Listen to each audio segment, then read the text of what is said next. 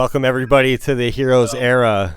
We are live here on Monday night, ready to play some Dungeons and Dragons. All right, what else are we gonna do? Play Warzone after this? No, play more Not D&D. for them hip folk that are watching. Eat candy. Because that's the main thing, the main reason people play D&D is for the snacks. Oh yeah, I'm having a full-on dinner right now, as I usually do. I've got my my espresso here, but no snacks, not yet. I got my Twizzlers are upstairs. I'll grab them at the intermission. Nice, nice. I swear to God, if they're rock hard. Airheads. Airheads and energy drinks. Nice. Nice. Have we ever figured out what the white airhead is? What flavor it is? Or is that still a mystery? I don't know what that That's is. a good question. I guess it's still a mystery. I'm sure someone in the chat could Wasn't answer it, for us. Like blue raspberry at some point or something? No. I think I'm gonna look it up. Do that. Maroon On mystery. the internets. Let's do some research on that. And Yeah. D&D can wait. This is important. tonight, This is good TV, guys. Yeah. It changes from batch to batch. Huh? Ah, I didn't know that. keeping it us is on the our mystery toes. flavor. Yeah, we've got our chat coming in strong here with the answer as well. That's why no one remembers what flavor it is. Yeah. They're doing that Mandela effect thing, keeping us questioning it. Well then, It's the mystery flavor. Sparkle Mamat says. you never know. It's What you're definitely- trying to It tastes get. like mystery. It tastes like mystery. Tastes like air. I don't know what it is, so Hopefully it's good. Not like the jelly bean mystery Oh yeah, boxes there. No I've good. I've played that game quite a few times. Fun ones. I had a mystery flavored Mountain Dew today. Oh, that's nice. Yes. I don't know what flavor that would be. Well, with that, tonight we're telling a story, and we do not yet know how it will go. The players, the dungeon master, the dice, all of these will have a hand in how the game unfolds. This is the Heroes Era. A good segue. what happened? It happens now. Oh yeah, is it fixed? Dang it. Oh yeah. It's our production team here. Let's try that again, everybody, please. Okay, hit that again. One more time. I crushed it. We'll get that figured out with the production team here. We got some new members of the staff, you know. So anyways, why don't we start by introducing our characters? We can start with Eric, please. Hi, I'm Jason. I'm playing Eric. He's a fighter cleric. We just leveled up last week, so now he's a level 5 fighter, level 2 cleric. On a mission to collect and destroy these chaos stones, and loving that he got the killing blow on Kai Tank last week. It's pretty cool. Right on. And Vincent. Yeah, I'm Chris playing Vincent, sorcerer, warlock, who is tagging along to just make sure the few people that he cares about doesn't die. And he's pretty psyched about getting the killing blow on the rest of Kai Tank's army last night. Totally did. And Silverado. Hi, it's me, the man who stuns everything every time. I'm Silverado, or I'm Bodhi. I'm playing Silverado. It's all right. It's okay.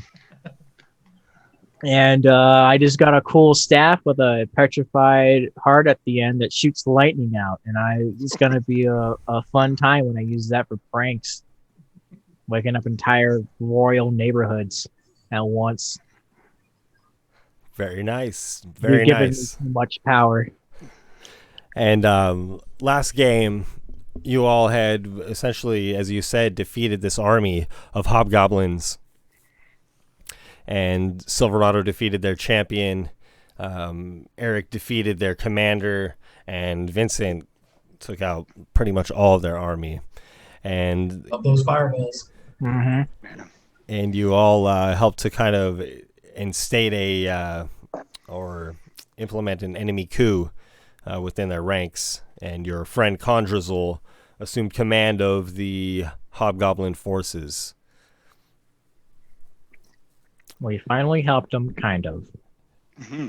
And you met some different people over the course of the night, including the surviving commander of the Army of the Three Kingdoms, because Commander Templeton had fallen in battle.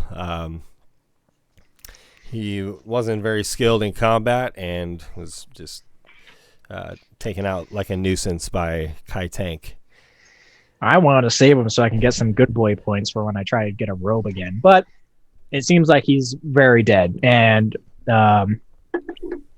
it's not worth the effort to bring him back. Yeah, he was kind of like a lame horse, When you get a lame horse, the best thing you can do is just put it out of its misery. Yeah, he literally went prone like the first round of combat and just like sat there and took his beating. To be fair, he was exactly as useful as we expected him to be. Oh, yeah, totally. Our predictions were great. Totally served his purpose too, right? He took some hits. Well, gave us a chance to get into where Kai Tank was, and he took 2 turns for us. And that's a good man. And this battle took place on Sagantha's Auditorium. This is an old temple to the dragon Shografleece. And you all spent the night there. The dwarves were partying and had lit a tree on fire as a massive bonfire of sorts. And the party went well into the night. And everybody drifted off to sleep for the evening, and that is where we had ended the game. Yeah, that's right. So in the morning, I was sorry. Go ahead. Sure. Just before we get to morning, Silverado. Yes. You have a dream. Over the course of the night.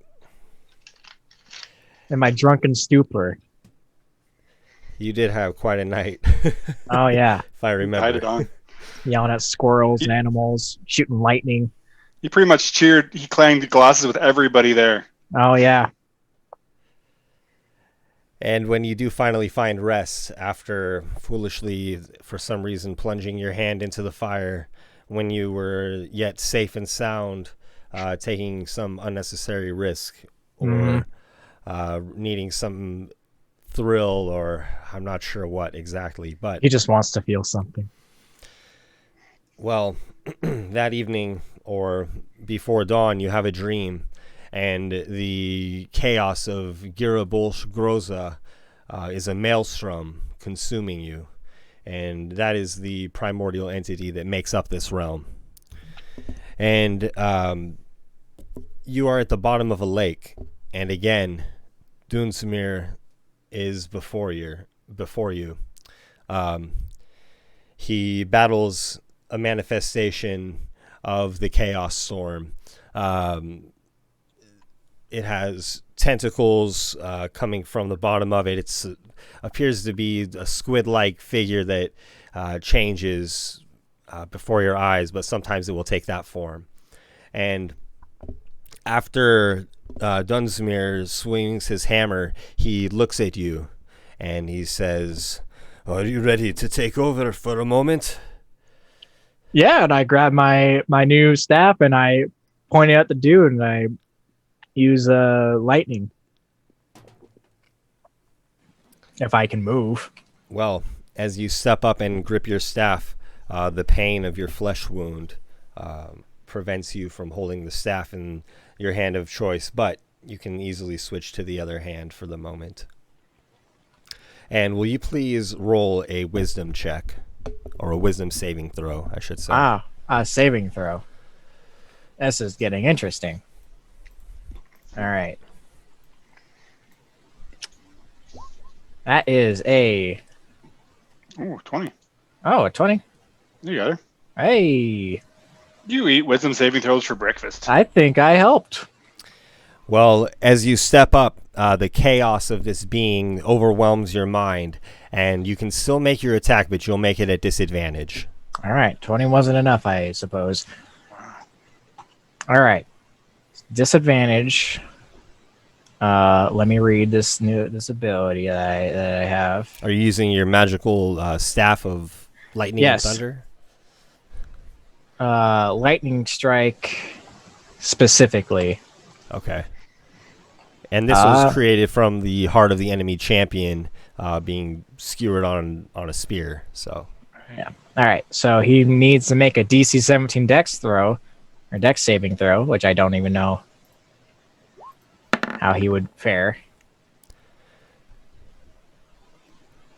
What happens if he succeeds? Will you just deal some half damage or something like that? Yeah. It's okay. I roll 9d6, and if he saved, he would take in half. Okay. Fire off some magical damage here as you cast it up into this beast. It's hard to tell whether or not this magic has full effect. 32 damage. Under damage. Lightning fills whatever chasm you're in, and it appears as though you're in like a drained lake of sorts.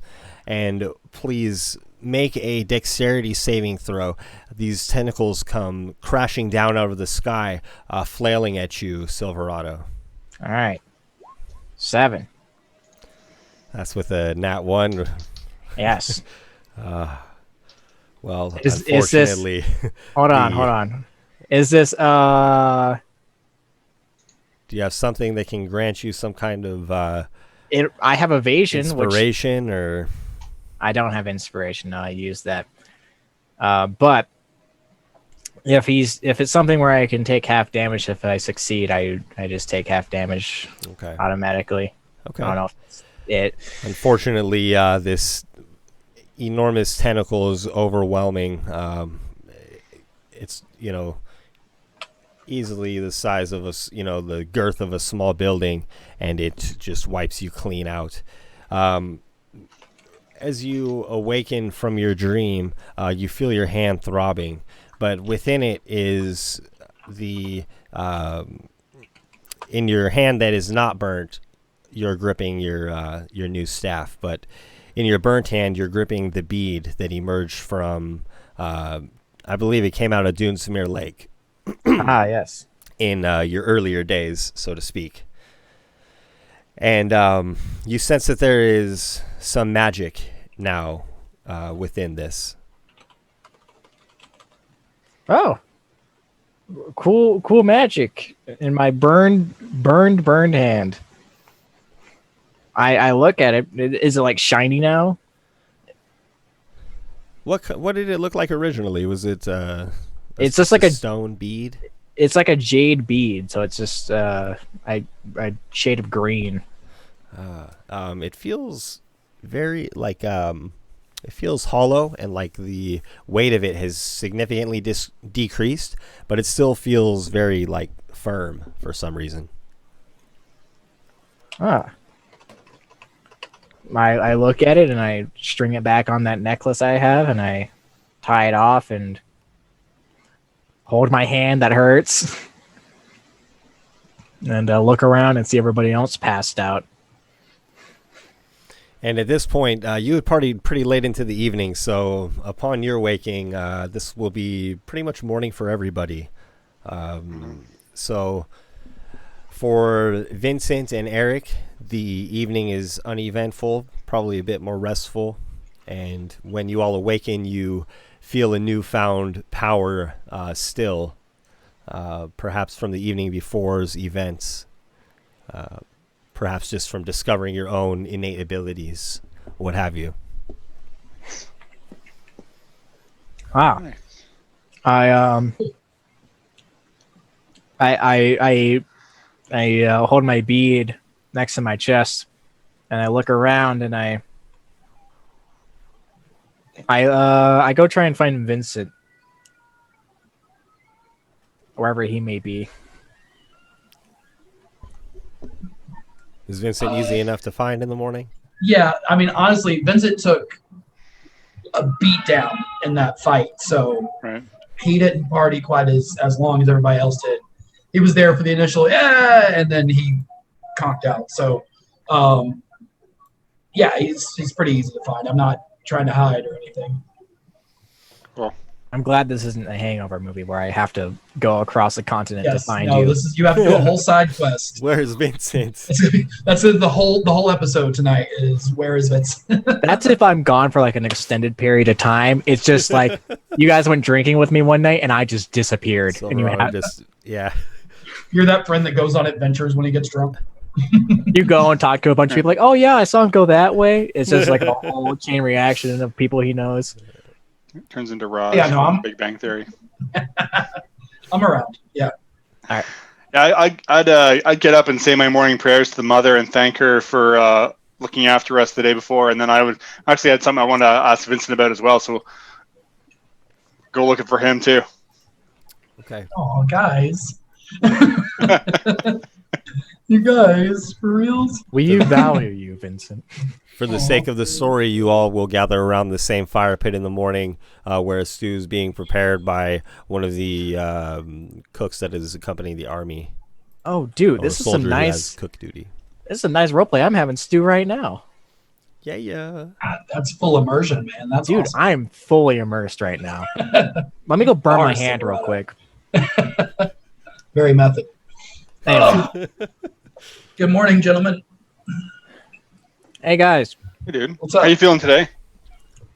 Oh, I don't know. I'm stiff. I'm still a little stiff. I'm not gonna lie, man. But I got a good rest. Feel a little bit better. But My arm is a little bit sore yeah. from but other than that, my hand hurts. I burned it in Yeah, the man. fire last night. Oh crap, man. Yeah, I That's rough. I scooped some ashes out of the fire when it was still lit. Oh, well, that was dumb. Yeah, it That was. a bad idea. It was. It was my dominant hand too, which I shouldn't have done. I have a question for you, Vincent, and possibly you, Eric. oh, Yeah, man. What's up? So, I saw gods again last night. I don't know what's causing me to see these entities, but something's happening. Like you had another dream? Yeah. So, let's see. Last time when I was frozen in that block of ice, I couldn't move because I was frozen, and I saw Dunsmeer fighting the big chaos dude. I forget his name. Too long to pronounce. Girable Scroza. Yes, him. Giraman. And Good, man. he asked for He's also the source of the Chaos Stones, which is sorry. Go ahead. Oh yeah. So I tried to like telepathically like help him because I was stuck and I couldn't do anything. But this time when I fell asleep last night, I was able to help him. And I shot a lightning bolt at the big chaos dude, and he hurt me back.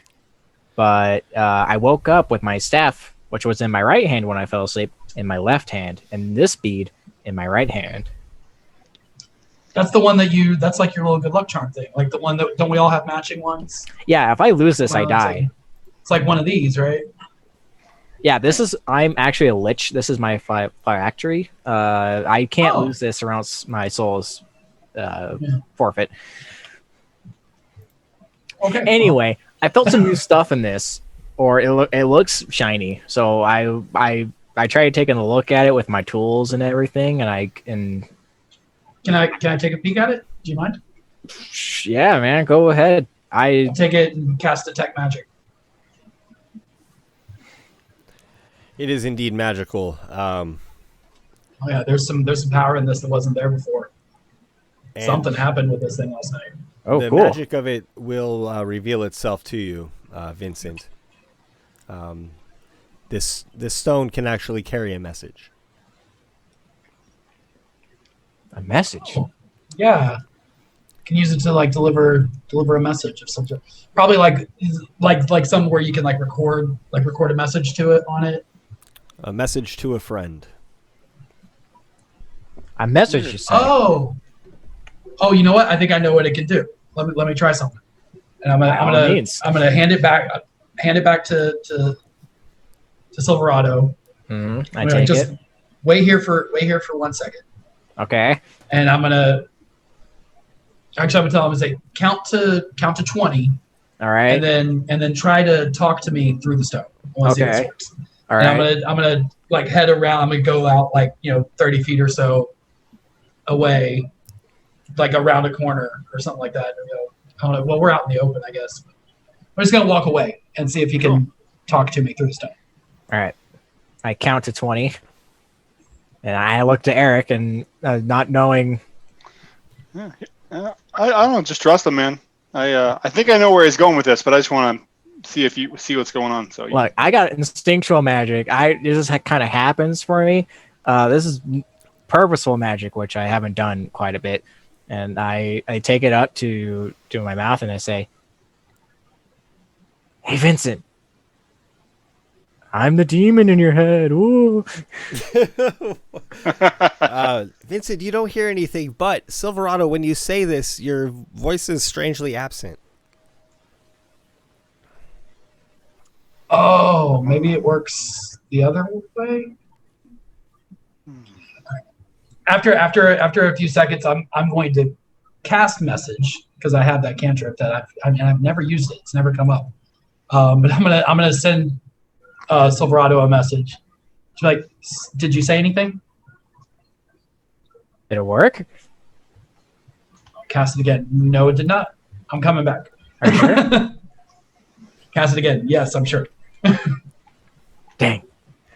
So it seems like the message is perhaps contained within the bead. Oh yeah. See, that's kind of what I was thinking. So yeah, when I come back over, I'll be like, "Can I see it again?" There you go. This is magic stuff. I don't know what's going on here. I'm gonna take it and kind of hold it up to my ear. Do I hear it then? Yes. With the intent of hearing what may be within this bead, as you hold it up to your ear, you hear Silverado's voice. Oh, Vincent, I'm the demon in your head. Or perhaps it is the demon. So yeah, so it's not a live message like I thought it was. I thought it was like the spell that I have. But you can store a message in here for, I don't know if it'd be for. Also, when the message came out, Vincent was the only one who seemed to hear it. Okay. That could come in handy. Cool. I want to try one more thing just to make sure. Yes. Record another message for me, but then give it to Eric and see if he can hear it. All right, here we go. So when I say these messages, it just goes into it, and I can't. Or do people hear me speaking into it, or is it completely silent? When you speak with the intent of sending a message, it seems as though your voice was absent last time. Do we still see his lips moving? Like we see him talking into it? Yes. Okay. Oh God, Vincent, my voice is gone. Oh God, I can't speak it. Vincent, please. Vincent, please. You say that with the intent of only Vincent hearing it, essentially. Yeah. And I hand it to Eric, and I was like, And then, so I hold up to my ear. I forget what I'm supposed to. When you hold it up to your ear, there seems to be no response. Perhaps because the message was not intended for you. Interesting. Cool. I'll hand it back to Silverado. It's good to know. That's gonna come in handy. Where is Kai Tank's body right now? I've already looted him, But if you want to go ahead. When Kai Tank fell, he was being swarmed by ravens. And so, most of him was picked clean. And then Condrazul had left at various points over the evening and given him burial rites. Oh, okay. I was curious if his armor was anything special. I was thinking of maybe donating it to one of the churches back at Dunlop's Tavern, but it's probably gone. Yeah, I imagine that would have just gone with the hobgoblins. That's fine. Kai Tank was a leader, among them, a revered leader. So that makes sense. I picture that small troop that was still with Condrazul had tended to that. They probably, brought him down to that source of water there to send him to the eternal battle, so that Therazessa could convey him to Brahms. That makes sense. Okay, cool. Well, if you guys want to our work is done here for now. Do you want to head back to Dunlop's Tavern? Yeah, might as well. Yeah. Regroup from there. Figure out what's next. I want to stop by the lake before we head Yeah, all the I'd way like into to stop town. by the lake as well. I'm glad you said that. We can kind of Yes. make it on our way, Okay. maybe. Yeah. I assure you, I have very different intentions. I think, do we still have horses? There are mounts, but they were left at in the foothill region before there was this Right. steep rocky climb to Sakantha's auditorium. Okay. You have made good friends with the leader Jericho. So Right. if you have a question about mounts, it might be worth asking him because I'm not sure if I remember correctly, but I think Silverado took a mount here, and then Yeah, I did too. I rode on the back of somebody. Yeah, it was Vincent and I rode, I think, didn't we? that's right. Silverado rode on the back of Umnalda's horse, I believe Yes. it was. That's right. Yeah. I think so. Yeah, I think we rode it. Silverado's time to ride is not yet. Yeah, sure. I'll go seek out and find Jericho if I can find him, if he's awake, if he's Yeah, because come out I of think his drunken Silverado had taken the mount back from the city after he told Commander Templeton about the plan. But so Templeton's horse would be available right on. Yeah, he's not using it. because you guys. Let's take Templeton's horse. Dead man's Ouch. horse. Well, when These are for winners. when you go to see Jericho, Eric, Jericho is again happy to see you and welcomes you, my brother. It is good to see you. Oh, likewise. It was a well-fought battle and a well-fought party afterwards. Yes, it got me to thinking. Wouldn't it be great to do a bit more of this? Why don't What'd you have in join mind? us? Why don't you join us, Eric? Fight for the three kingdoms. Together, we'll find glory. I appreciate the offer, but I feel that the mother has something else for me. Still don't know what that is yet, but my two companions and I are gonna figure that out. I appreciate the offer, but I think I have to respectfully decline. Well, maybe they have a place in the army too. I don't know. Maybe at least consider it. I will consider it. Run it by them. I'll give Silverado command over his own men. Oh, I don't know if you should do that. We my companions and I were just about to make our way back to Dunlop's Tavern, and we wondered if we might be able to rustle up a couple of 3 horses from you that you might be able to spare for us. Those mounts are down there at the end of the trail. Should still be there. All right, that'd be great. I will let you have those, and we'll all hoof it back to Dunlop's. Where are you headed with those mounts? Well, like I said, we're gonna go to Dunlop's Tavern, and then I think the 3 of us will have a sit down and maybe get another good warm meal in our bellies and have a chat about where our path is going to lead us next. Right. Well, we'll see you back there. We gotta pack up camp, have a bit of business to do. So Awesome. Well, safe travels, and thank you. And I will consider that offer. That's generous and honorable of you. I appreciate it. you'll be well paid too, Eric. Well paid. Okay. I walk up All right. to Jericho That'll. after Eric's done, of course. I'll give him a good firm handshake and a pat on his back and just that whole brotherly nod, and I'll make my way back to these guys. So prior to coming to Jericho, I take the bead. When I whisper in it a message for Jericho, the time is nigh. We must strike fast, or else all is lost. Do not speak of this to anyone else. And I walk over to Jericho, and I extend my hand like I'm waiting for him to give me something, or for a high five of some sort. He reaches out. Silverado, the champion. I take his wrist, I press the bead into his palm. Yeah. I close his hand and I say, listen to that and give me it back. I have questions.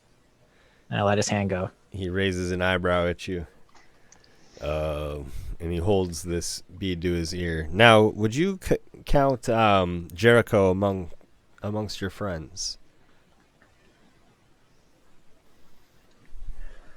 Yeah, sure. The commander of an army isn't too bad to have. But would Everyone's he Silverado's qualify friend. as a friend? Do you think he would count you as a friend? I think he'd like to, but I'm not sure if we are. I think he'd like to. I don't know if we spent enough time together yet, but Silverado considers him a friend.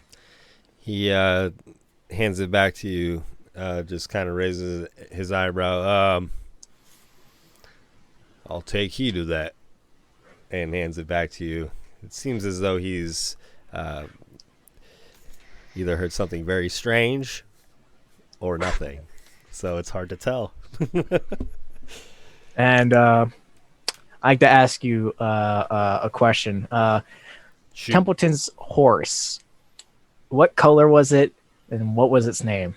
It's a fine painted horse. What's that horse's name, or was it given a name? I believe it was Ross. Ross? Strong name. Nice. Is it short for Rossel? Yeah, we picked it up recently, so Oh, not too certain. I think it was Ross. Sorry, friends. I'll talk to it and find out. Yeah, we didn't bring any with us here, from the south. It's a long sea journey for an animal like that. Yeah, I'll let you know. I'll let you know something though, man. So that there lake, I just got purified and all that fun jazz from all the water trickling down from the gods. Fun. Don't go to the jazz. bottom of it. Yeah, that's where if you go to the Wasn't bottom. planning to. Well, if you go to the bottom, or someone has died at the bottom, chances are, and this is me spitballing, but chances are, their soul will get sucked into the eternal battle that is between Dunsmeer and Chaos Man. Jiru? Curable. Jirubolsh. I'm never going to remember that name. Yeah, I'll try. he clasps you on the shoulder and looks at you, seeming to heed your words. He speaks to me. He's speaking to me right now. He doesn't. He believes you. I mean, you're a pretty badass champion, so it's not unlikely that you, in some fashion, communicate with the gods. He's, a little perplexed by your approach, but he heeds that. All right. Well, thank you, brother, for the for the words of advice. No problem, man. Yeah, I just want to leave off on that. Make sure you check around with all the soldiers and stuff. Some of them might know some stuff about me. Don't know why. They might have heard about my deeds. Some of them, some of my deeds, some of my lighter ones, some of my. Well, I've definitely heard some stories, but I also spoke with Eric about something that you might find interesting. So, you might want to catch up, though. I think he's on his way out to get those horses. Oh, I can catch up to him, no problem. I can run. I'm a very fast man. All right. Well, I've got some business to tend to, so take care, right. Silverado. Take care, Jericho. Sweet name, by the way. Hey, you too. I'd say probably since we know Silverado can catch up with us pretty easily, I imagine Eric and I have already started making our way out there. Yep. Fair enough. Yep. I mean, there's quite a climb down, right? It's a big, quite a staircase. Yes. The staircase we took up here, right? Yeah. Are you So as guys we're walking down, making haste, or just kind of taking your time down the stone stairway here? It's very steep, made from natural stones that are positioned to accommodate, some sort of climb, but it's still gonna, take a bit of determination and endurance here. I don't imagine we're in any major hurry, but yeah, regular pace. We're not in any rush. Okay. So Vincent, where do you think we're gonna head? Where do you want to head next? Well, let's figure out what do we got going on. We pretty much got things situated here. I think Dunlop and I think so. I think our business in this immediate vicinity is pretty much handled. So the question is now: do we relax and allow ourselves to get complacent because we're good right now, or do we become proactive and go seeking the next step? I mean, there's more of these stones that are causing all this trouble. Yeah. That was kind of where I was thinking. I just don't know where to start. But I feel like I need to find more of these chaos stones and get rid of them. Because I feel like if we're not looking for them, someone else is that probably shouldn't have them.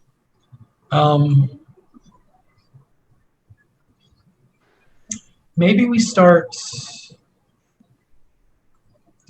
at the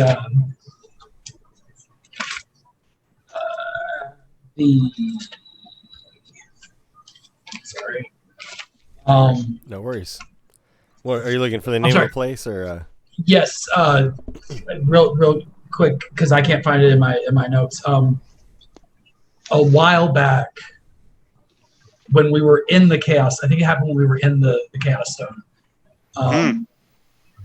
I was told from my patron, or I was given a location of another one of these stones. It was in a mountain, I believe, like the heart of a mountain. Interesting. I can't remember it. Let me try to look up some notes here real quickly for you and see if I have that. I remember something similar, so let me see what I can find here. Because I don't want to tell Eric that that's the source, but I want to. Basically, what I'm saying is, like maybe we should look there at insert place when we find it, because I've heard rumors. I've heard rumors that there's sources of power within that. So sure, maybe it's a good starting point. I'm down. Because if it's a source of power there, then maybe there's a stone or possibly an altar, maybe both. Yeah. That sounds very promising. Yeah, that sounds very promising. It's all we got right now, at least. Pretty much, yeah. I don't know where Silverado stands on this stuff, but that sounds like a really good idea to me. Yeah. What was Jericho talking with you about before we left? He wants me to. He wanted us to join his army. No. No, I'm not a military guy. Too many people give me orders. I don't. Especially, and I know that's your hometown, and I don't want to be rude about it, but like, that army kind of sucks, dude. It's just not my thing, man. You said, I don't like. I don't really feel like I'm taking orders, and the three of us don't really order either of us around. We kind of work cohesively, and I just don't want to. I think not right now, man. The three of us money together doesn't. Can do it. Yeah, who cares about the money? He kept saying they're going to get paid well, but man, I'm not. The money's whatever. It'll come, but I don't know. I think he was going to try and get. He said he would give Silverado his own company, so I don't know if he's going to sway him or not. But. Oh my God, that's a terrible idea. So I have a little bit of research here from the great library below, and we have some conflicting records here, but I think they will lend some insight. So at the end of. There were two interactions with your patron. There was one where you were in Pandemonium and you learned things from him and spoke to him there. And I think what you're having two memories, maybe mixing them up a bit. But at that point, he had mentioned that the Titan Anam was seeking an ancient knowledge that may be in the library, one of the ancient libraries of Nimnai Hetlivin. And then when you were interacting with your patron within the Chaos Stone, that manifestation of it, he had suggested, there was like a couple of devious plots going on there that kind of like didn't come to fruition. And then he suggested just abandoning that stone and then getting a new one, and then gave you a meeting place. the Inn of the Laughing Mug was the name of the meeting place. So he kind of left up to you finding one, it would seem. Okay, yeah, I must have been misremembering that. So where was that ancient library at? Again? Beneath the elven city of Nim-Nai-Het-Levin. So that's farther northeast. That's like the most prominent elven city in this part of the realm here. And then if you'll recall also, just to remind you, I'm not sure if you're considering it, but you did also have a note from Rollo last game with some information that you had requested from him. Yes. That you have not shared. Oh, yes, that's right. I know. Which is fine. Oh, Yeah. Where's that? Oh, that's right. Yeah. Thank you for reminding me. I almost completely forgot about that. No worries. So, yeah, Eric, I had Rollo get some information for me as well. And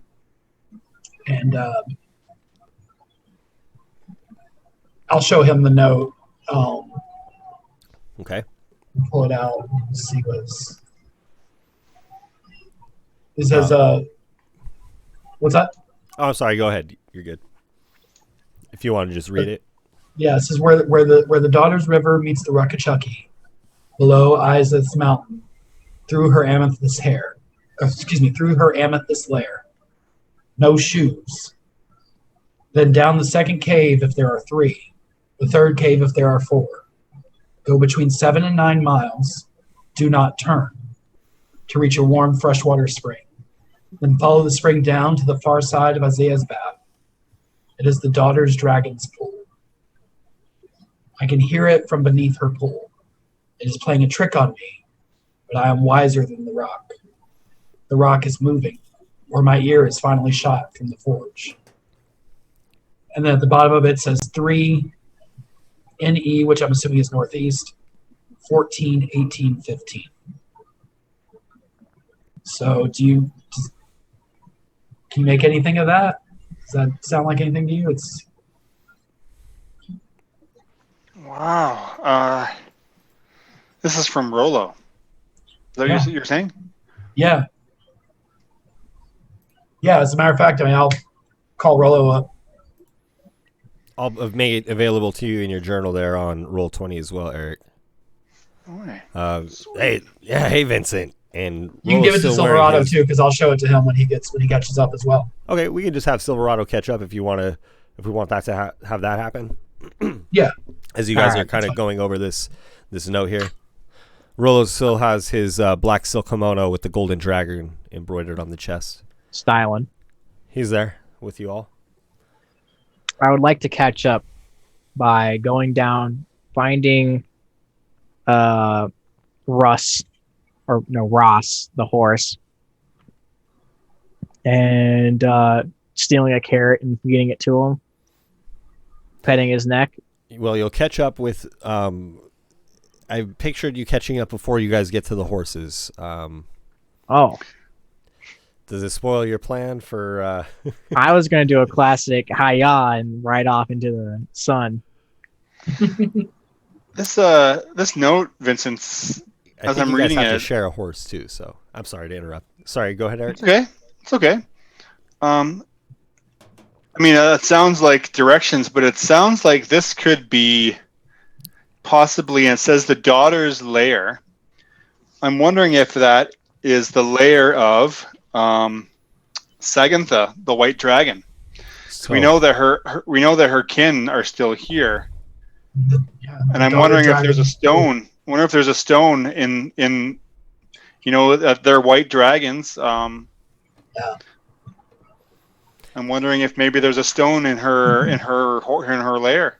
And you do recognize the name of that river, the Ruckachucky. That's the main north to south river on the east side of Dunlop's Tavern.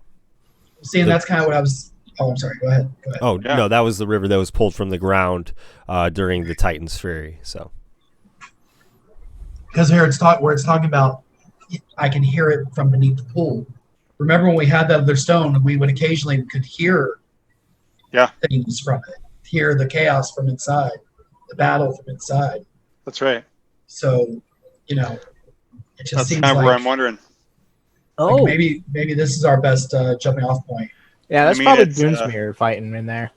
Yeah. It's along the path. I mean, we could always just continue that way. I know there's an elven city well north of here in the Hatleven. We could always make our way there afterwards. And when he says that, that'll remind me of what my patron told me. I'll be like, yeah, there's also there's like an ancient library in that city too. Oh. So I mean, there might be something worth checking out as well. Ancient libraries store ancient knowledge. You know what I mean? Mm-hmm. Mm-hmm. Well then. So this can all be kind of as we're riding on our way back towards the lake, I guess, on the way to the lake. Sure, you can come up to the horses now, and we'll say there's enough for each of you. 3 horses. all right. Yeah. I steal the what's that dead guy's name? Too many dead guys. Yeah. Templeton, right? Templeton. I was thinking Imperador for whatever reason, which is a rank. I steal Templeton's horse, and I am going to take it as my own. Nice. It's a beautiful horse. Mm-hmm. When I'm not sure what time. So as we're riding along, I'll just ride alongside Vincent. Just can't keep this conversation going. Sure, this is early days, still before lunch. Awesome. Okay. I kind of gave a little. Had a task I left with Picard, so I didn't know how long do you want to wait around before we set back out? But Hey man. Well, I mean, like I mentioned, we're not really on a schedule time at this anymore, point, right? Yeah. At least right now, there's nothing. I mean, it might be a while before we're in a nice bed. It might be good to spend some time. I'm willing to take a few days to learn how to do some stuff. Sure. And perhaps, I don't want to be especially greedy about it, but we did kind of do another huge favor for Dunlop, so maybe we can. Maybe he's got some more credit for us. us. To get some stuff going. Yeah. Yeah, we can see what we can do. Sounds good to me. So yeah, as you guys are, I'm sorry. Do you have? No, that's all. Yeah, no, that's okay. Sorry. You guys I also wanted to just mention, and this is just an aside mechanical thing. At some point during this whole transaction and us moving around, so I want to take my spell storing stone or gem rather, and I want to cast I'm going to cast a Misty Step into it, which is a 3rd level spell. Well, it's a 2nd level spell, but I don't have 2nd level slots, so I'm casting it with a 3rd level spell slot. And then I'm also going to cast a 1st level, what you call it? Cure wounds? Healing word. Healing word. And I want to see if it'll hold both of those. Both spells seem to be contained within this stone. They seem to move off into. You see like different colored energies that represent them moving to different areas of the stone, and both spells seem to still be therein. Okay. I gotta say, just on the side, I love it that we don't have identify spells and we just have to figure stuff out. It's way more fun. Yeah. What does this bead do? I'm gonna speak some words and do it. Yeah. I feel like some of the things that are like gifts, you guys might have innate knowledge about, but yeah. Sure. For the most part. A little bit of a mystery. And then also, because I now have, at level 2, I have 2 sorcery points, but I don't have my meta magic tricks yet, so I'm going to go ahead and convert my 2 sorcery points into a 1st level spell slot as well. So, nice. Just in case. Yeah. Class features. Just basically replace the one you used to store the spell. Exactly. Makes total sense. Now, as you guys are headed down the foothills, they roll a bit, and for the most part, you can see above the treetops, and you can see this new pool that has been created by the magic of Therazessa when she cast that water bolt out with her trident when she was standing, hundreds of feet tall. And you see that the land there, as I said before, has a large crater that's filling with water, and streams from melting snow around it seem to be flowing to it. And there seem to be clouds above this pool and rain drizzling down. So you can gather that, around this pool it's warm enough for rain, whereas where you are now, it's, clearly that rain should be snow. Right. So something magical going on here is, turning the snow into, or turning just that area around the lake into a bit of a warmer climate. Wow. Almost like it's a hot spring of some sort. That's interesting. And as you come closer, you're about 2 miles away. And you can see in the distance, two tribes of people, the dwarves and then the hobgoblins. And they've already formed on their own sides of this lake, and they seem to be tending to whatever ceremonies of their people, whatever burial rites or whatnot. Because again, that was an area of a great tragedy for them. And as you approach, you see the group start to move very quickly away from the edge of the water. And just beyond the group, you see a large, hulking form. This is a giant with pale blue skin, and it has like a leather tunic that is, just falling apart. It seems to not care for this, and it has unearthed a tree that is slung over its shoulder, and it is giving chase to the hobgoblin people. And you all are about 2 miles away from this, and you witness two giants, larger than the ones you had encountered in the past. They look a little bit different, a little more well-sculpted, and they're moving with more purpose, and they seem to almost be, one of them is skipping, almost with glee, swinging his club and knocking hobgoblins like golf balls. This is across the lake. You don't really go skipping while you're playing golf, but yes, this is the lake in the distance. Cool. As you all are approaching. Is it on the side that we're on, or is it across the lake? It is on the side that you're on. 2 miles away, this is happening from you. So there's 2 miles of rugged terrain, this rocky foothill, snowy with pine trees and whatnot. I take some, while riding on the horse, I take some cloth and I bandage it around my right hand that I burned.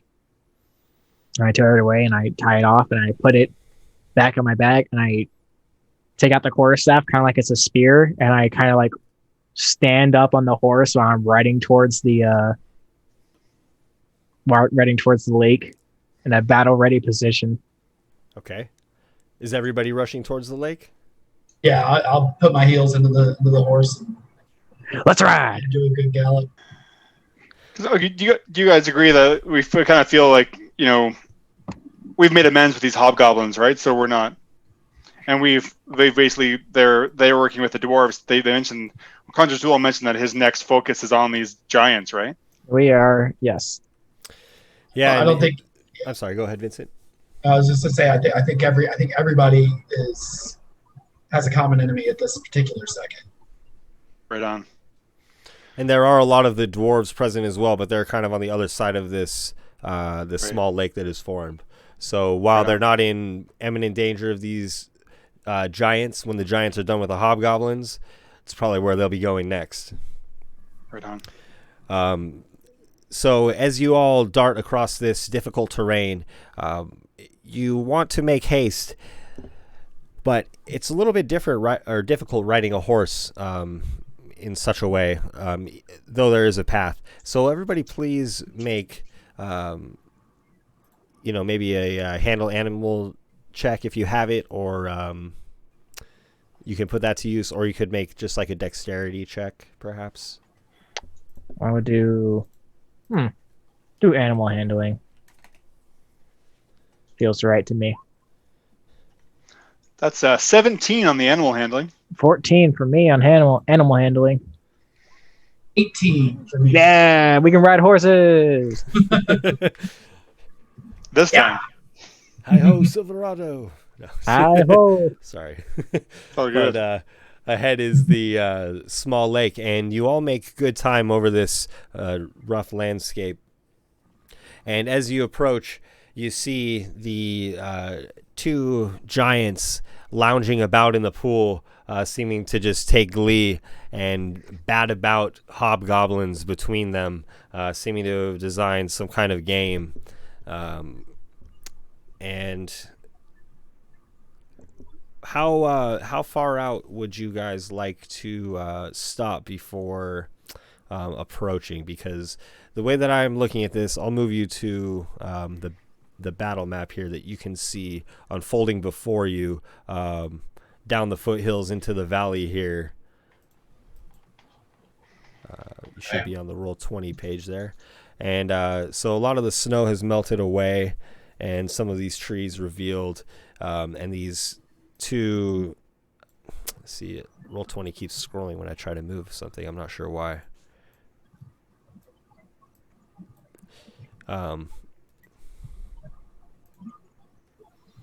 Yeah, these two giants are here in the pool that has been created, lounging about and just punishing these hobgoblins. I'd like to get down to about maybe 80 to 100 feet from them, and just call out to them. Just say, "Hey, that's holy water. What are you doing? It's a sacred ground. It's rude. Get out of there." That's my big speech. Will you roll? What are you doing? Will you roll like a charisma check, please? Yes, I will. As he's saying this, could I just kind of throw in, the mother made this mark that you're bathing in. She could make another one. I don't know, to try and give him advantage on to kind of help him with his. Sure. You want to roll your second? 6 was the first, so we'll see how. Yeah. Well, yeah. My charisma is a +4, so I did get a whole 6 on that first roll. Let's try that again, and this time it was an 8. Yeah. Woo. Nice. The rolls were as strong as the pitch, to be honest. Though. Hey, what are you doing? wait. The large, humongous giant here on the shore of this crater looks up to you, looks up the hills, and you all can drag your tokens on, please, about 100 feet out, and roll initiative, please. And he looks up the hill. You what? And then he throws up the hobgoblin that he's holding and bats it with his large club, smiling a little bit as the hobgoblin just goes sprawling into the water. And all right, well, now we got to kill them. Yeah, they insulted our honor. I got a fat 5. I got a 10.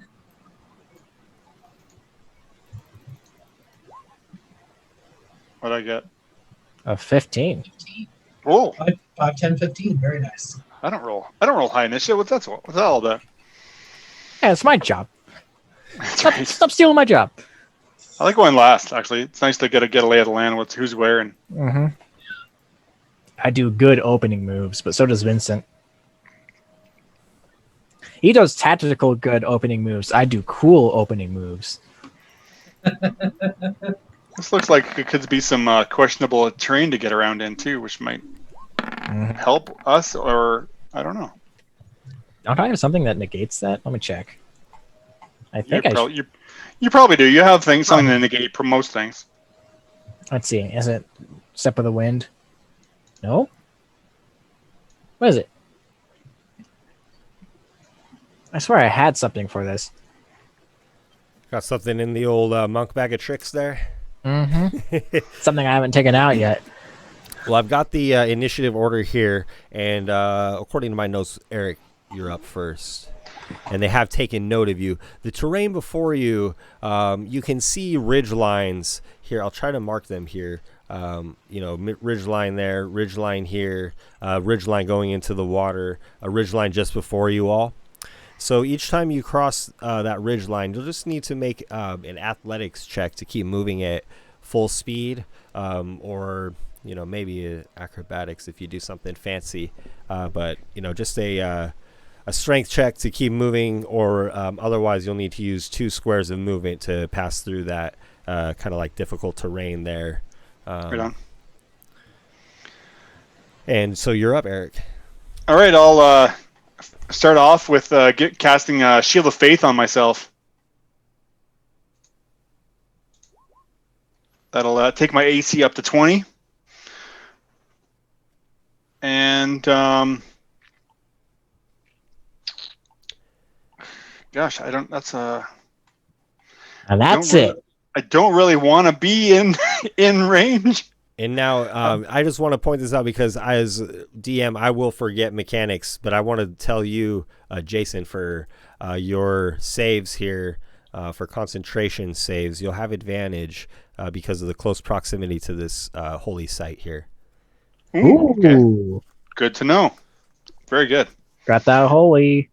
So I'm about 60 feet from the first one, which is a bit too close for my liking right now. So I actually am just because I know we've been to this party before. We know what giants are. Yeah, we do. I might just take a few steps back, and just to see what happens. And my Shield of Faith will last 10 minutes or less. Okay. And that'll be my turn for now. Okay. Well, there is a lot of disrupted earth here, and the giants are on the edge of this crater that has been formed by that water just shooting into the earth, displacing it all. The first one that's closest to you here snatches up a boulder and hurls it at you. Don't say my name. Don't say my name. Don't do it. It's actually going to come running up the mountainside first, though. Gosh, you know what? I'm having a lot of trouble here with moving these on Roll20.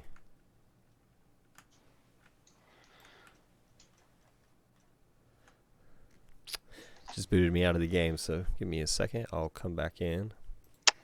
You messed up my nice, cool plan. I was going to do something so rad. I'm a little bit nervous, not going to lie. I was going to do something so rad and ruined it. The whole point of monks is to do rad shit, so. I am a rad man. I'll still do it. It just won't be as cool.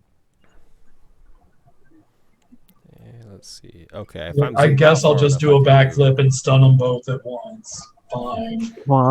Just keep it simple, I'm gonna do a flurry of stuns and stun them all at the same time. I can do that. I know. It'll take everything, but I can do it.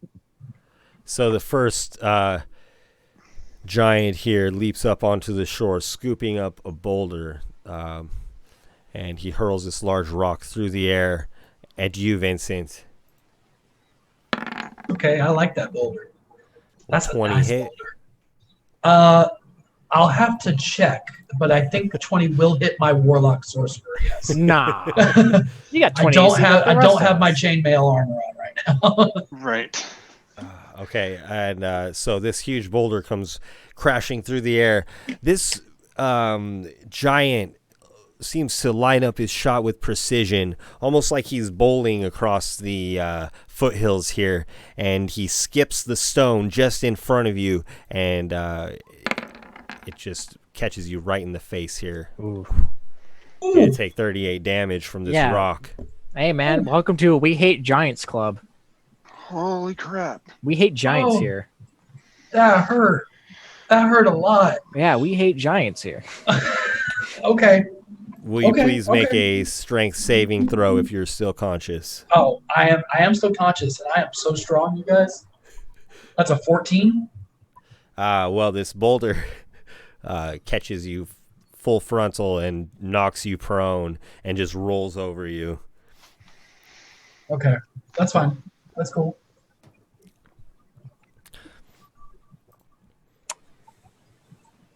It's about to be a fun time, everybody. Okay. The other giant from behind him runs up the shore.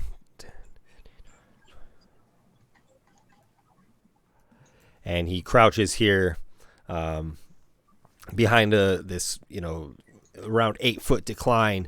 You can see his head easily over the slope, but as he crouches down, he almost seems to, let's see, I'm going to roll for this and see how successful he is at trying to just get out of view here. And as he crouches down, the hue of his skin almost seems to take on that of the rocks that are in the shadows that he's in, and he disappears from sight for a moment. A nature man. However, you do see him again as he hurls a rock through the air. This one's going to be, let's see, 20, Rogue's giant. This one's going to be at disadvantage. He's going to hurl this at you, Silverado. You're right in front of Vincent here. Ah, yes.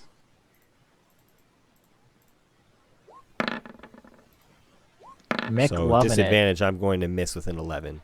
Oh, cool. I was prepared to die immediately. But this, not yet. But this giant does seem to kind of disappear again back into the rocks. He's hard to spot here. If you want to, try to get eyes on him, you're going to need to make a perception check. Succeed on one. You won't need to use an action for it. And then after that, it'll take us to Vincent, please. Okay. Well, I am going to. First of all, let me ask a quick mechanics question. Yes, please. Because I know rules is written, you can only cast one leveled spell in a round. Right. Can I cast a spell and then use a spell from my stone? That's a good Like point. if one of them is a bonus action, or does that still consider casting? And it's fine if it is. I just want to know. That's interesting. I feel like I want to allow it, but it has the chance of fizzling. There you Oh, go. if I try to do too much, that's fair. That's fair. Yeah, like Overexertion. I don't want it to fizzle too often. Maybe if you roll a D6, and if you roll a 6, it fizzles. Okay, that seems fair. That's like not. It won't happen that frequently. Yeah, no, that's Every What time is you that? try, always a 6. I might be being too generous, but what is sounds that fun. like at like 18% or something like that? Like that's fine. That's fine. Okay. All right. Well, here's what I'm going to do. First, I'm going to bust out one of my fun new tricks that I have now. The message cantrip. Yes. Yes, I'm gonna send a message. No, I'm going to cast. I chose Chaos Bolt, so I'm going to cast Chaos Bolt on this one right here. Sorry, that didn't click. The guy right down here, the one that just knocked the crap out. Well, first of all, I'm going to stand up because you said he knocked me prone, so I'm going to stand up. Okay. That's half my movement, and I'm going to cast Chaos Bolt at that guy. So that will be 16 to hit. Oh, sorry. Let me pull that up here. 16 will not hit. Damn it. Hang on, did I set this up right? You only have a +3 dialed in there. It seems a little. Yeah, low, this perhaps. didn't. A little weak. Oh, I don't think it added my proficiency. I tried to do this differently. So, hang on. So plus Yeah. 3. So it should That be a should be a plus 20. 7. So that should be Oh, a it should be 20. 20. That'll Yeah. definitely hit then. Okay. Yeah. Yeah. I'll fix that. So Good job. that's going to be 6 9 points of damage altogether. I don't think they have any sort of like vulnerabilities or resistances. So I guess it doesn't really matter what the type is.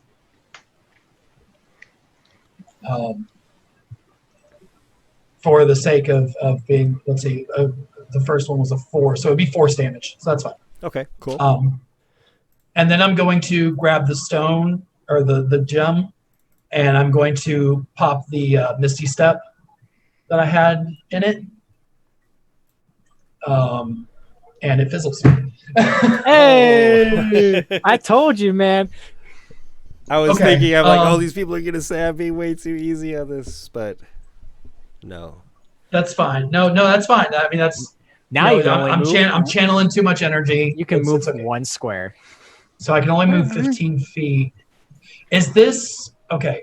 It's rough terrain. This picture, this thing right here, is that like an actual like boulder? It's like a boulder you could probably hide behind. Okay.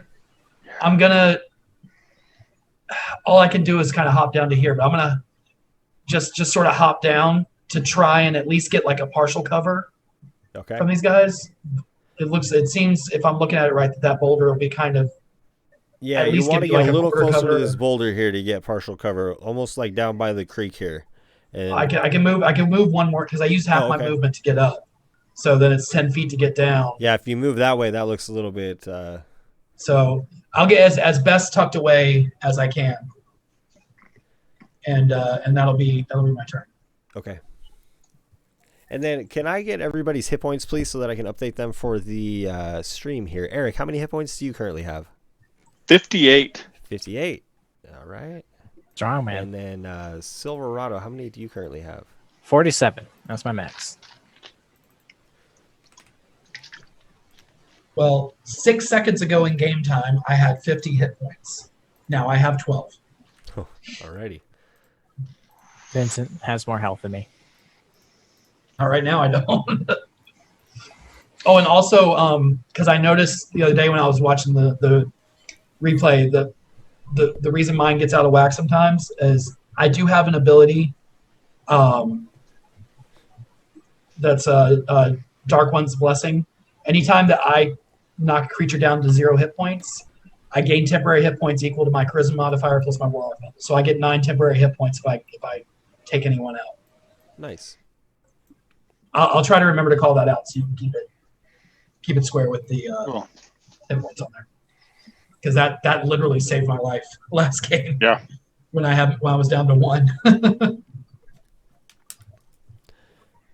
Anyway, that's my turn. All right. That brings us to Silverado. All right, here's my totally rad thing I was going to do. That's going to be so rad, but it isn't so rad anymore.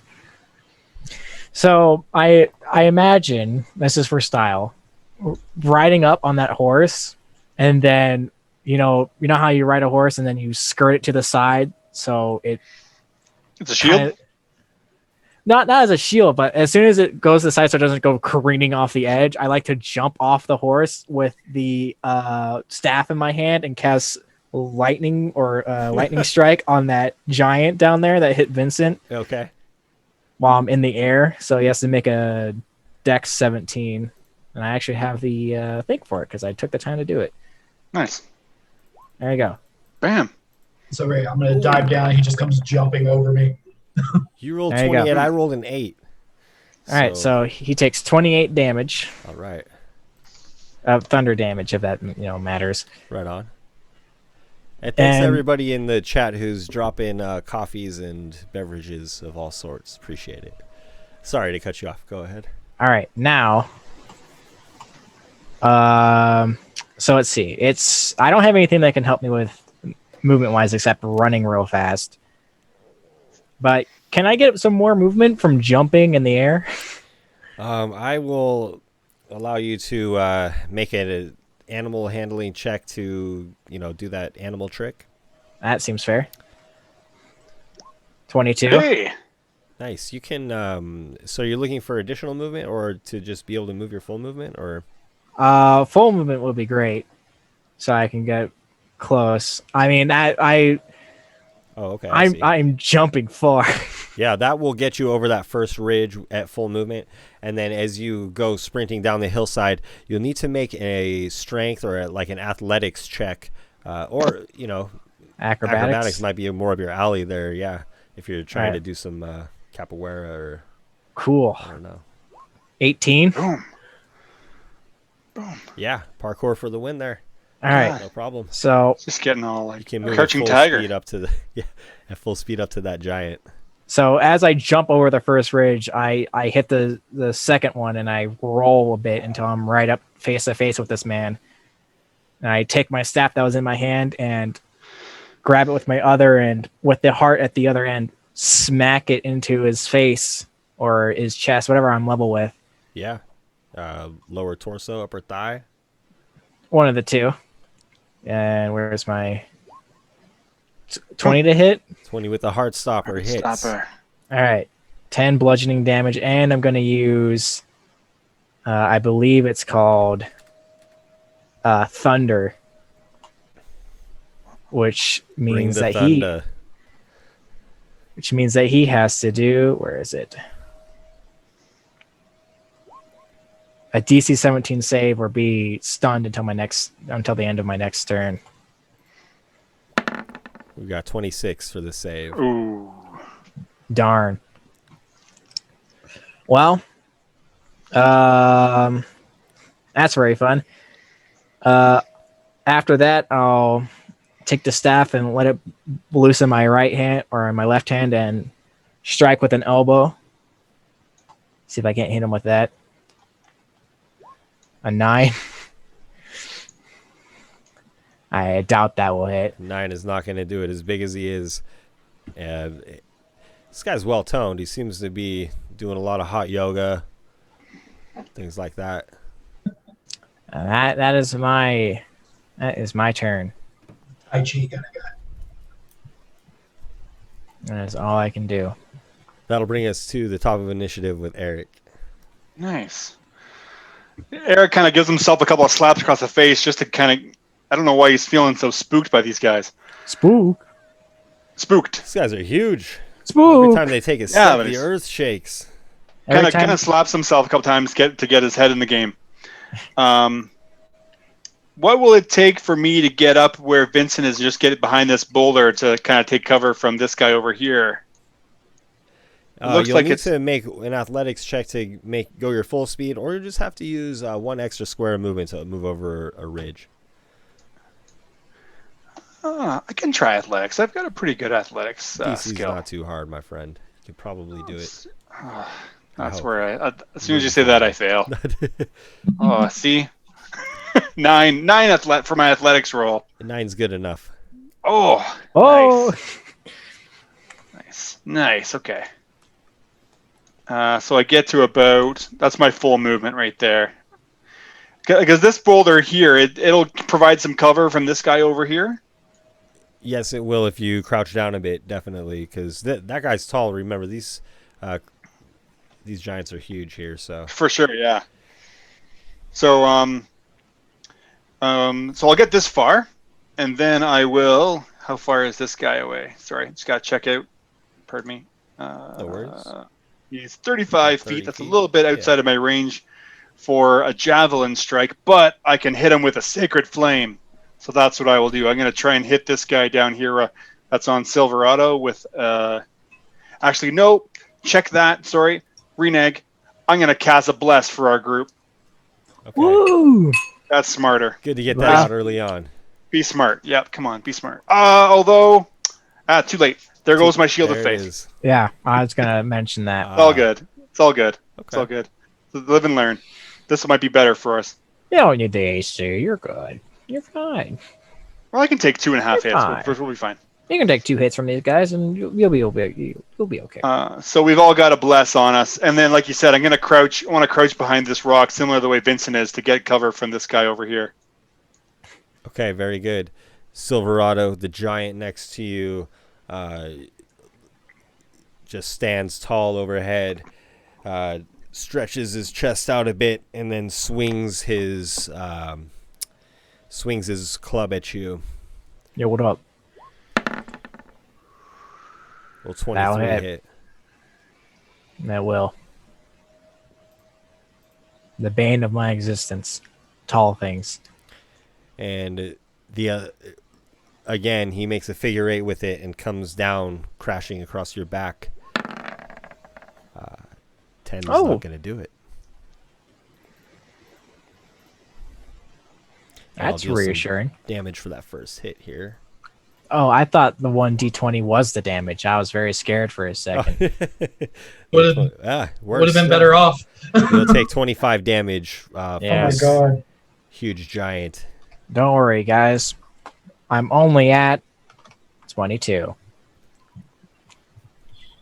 And here, the giant who seems to be trying to stay out of sight rears up, using the ledge in front of him to, gain him the vantage point of at least being able to see you. But you will have an additional +2 to your AC against this attack as he hurls another boulder, this time at you, Eric. Right. Just shooting at or throwing it at the last person who kind of ducked out of sight behind the boulder here. Miss me. 11's not going to do it. Yay. And the boulder just breaks in front of the larger boulder that you all are hiding behind. And next up is Vincent. Okay. Let me ask real quick, just so I can make note of this properly. I'm assuming when my Misty Step spell fizzled, it was still spent from the stone. It just didn't catch. Yes. Okay, just making sure. All right, I'm going to.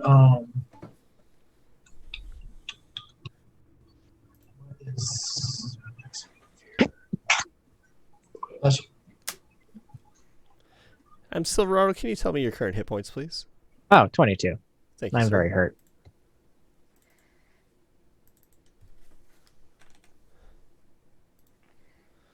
Okay, I'm going to.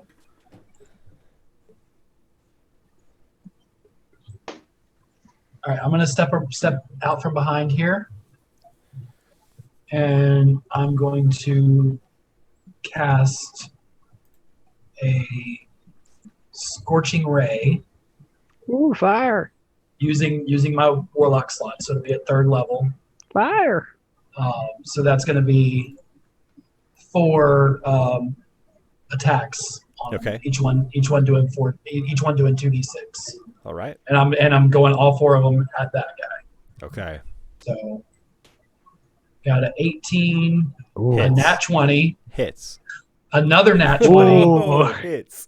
and a 10. The 10 is going to miss. Double Okay. crit. So the 18 does 12 points of fire damage. That's 2d6, by the way. Yeah, the first that is 2d. Oh, it is 2d6. Nice. The next one is 10 points of fire damage. 6 or 16. Or excuse me, 16. And then the other one is 13. And then the last one misses. Wow. Dang, dude. Wow. As your fire erupts around this this stone giant here, the snow further melts beneath his feet, and he's just standing in a small puddle of water now, and scorched from this ray. That did more than the fireballs that you fired off did. That did 41. Holy crap. Nice. That's awesome. So your fireballs are high mid-20s, right? Yeah, depending on what I roll on them. 20s to 30s. Okay. Well, yeah, 2 natural 20s. That means those two did 4d6. So Strong, I did strong. Yeah. 10d6 in that. Yeah. So yeah, it's more than a fireball. It's great. That brings us to Silverado then. Hey, it's me, everybody. Wreck him up. Wreck him up. Will do. Let's see it. All right, so this gentleman in front of me is very, it hurts everybody real bad, and I don't like that. So I'm going to try and hit him with my Heart Stopper. 17. Hits. Ooh. 9 bludgeoning damage, and I'm going to do Lightning and Thunder, Ooh. which is a, let's see, Lightning Strike and Thunderclap. I got to make some kind of saves, right? Yeah. So there's DC 17 save, or you take 22. Thunderclap is 17, or you take 10. So I fail this, or the giant fails to save on the lightning strike, and Yes. then for the con save, excuse me, 25. So I he figured. succeeds on the con save. So he takes a total of 27 damage, Ooh. and he. Oh. Okay. Okay. He isn't deafened, but we try here, and I believe that was just one attack.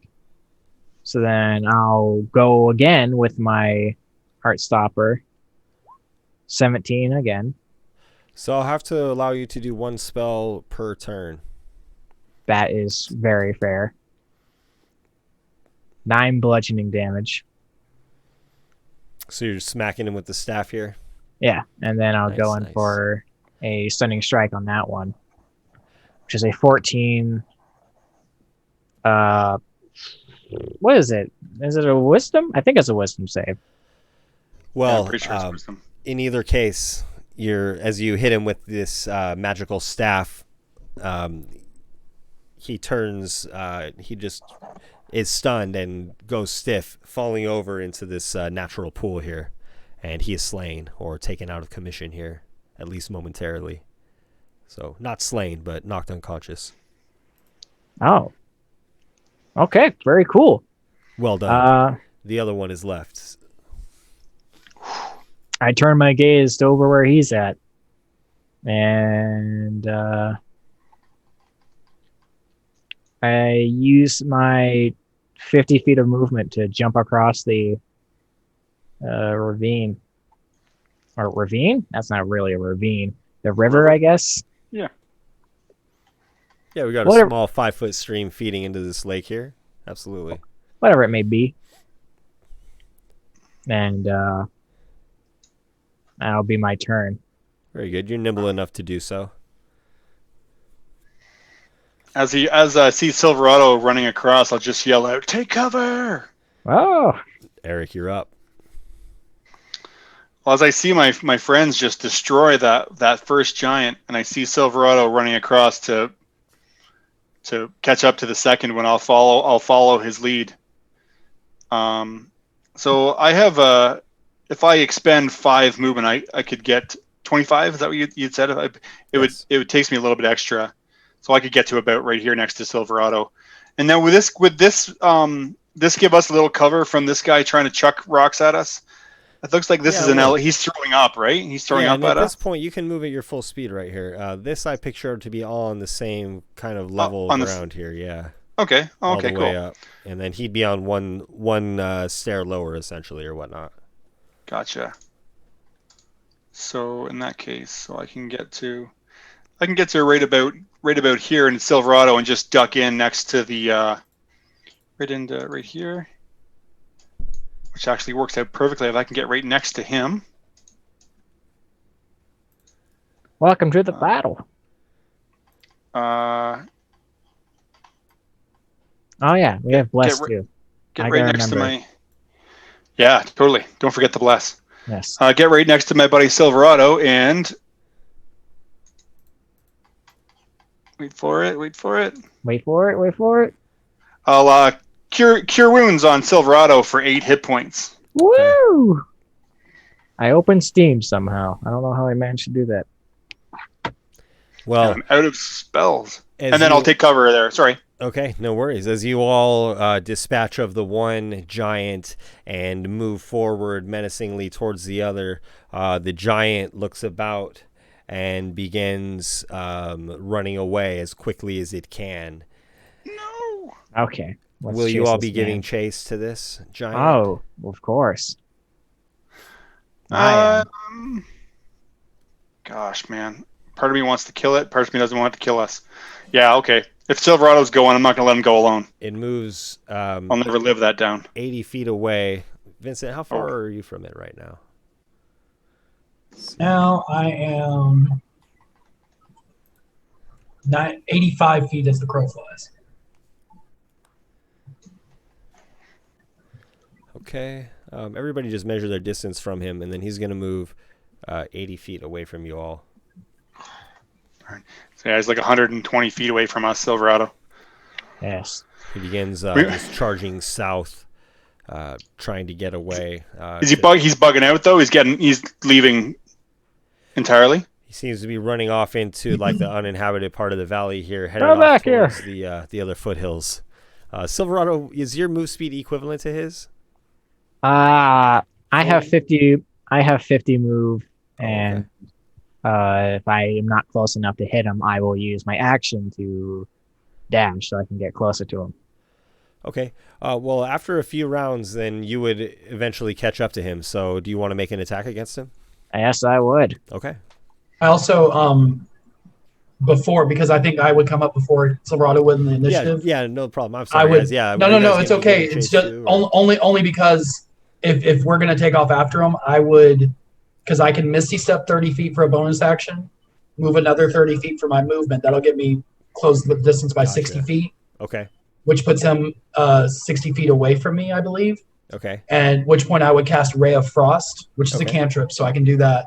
If that hits, it reduces his speed by 10 feet. Okay. Until the start of my next turn. Why don't we then go from the giants to you guys giving chase? Vincent, will you please cast that spell to see if it'll hit him? Of course. Oh shoot! I never put Ray of Frost on my attacks. Okay, hang on. How are you unprepared? It's 2d8. I know. I'm so unprofessional right now, guys. I'm sorry. Oh my goodness. Okay.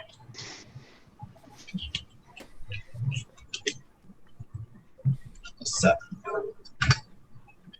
22 to hit. Hiya, hits. 2d8. Nice. Nicely done, man. So that's 14 points of damage. Oh, I'm rolling good on my damage today. 14 points of damage, and his speed is reduced by 10 feet for this round.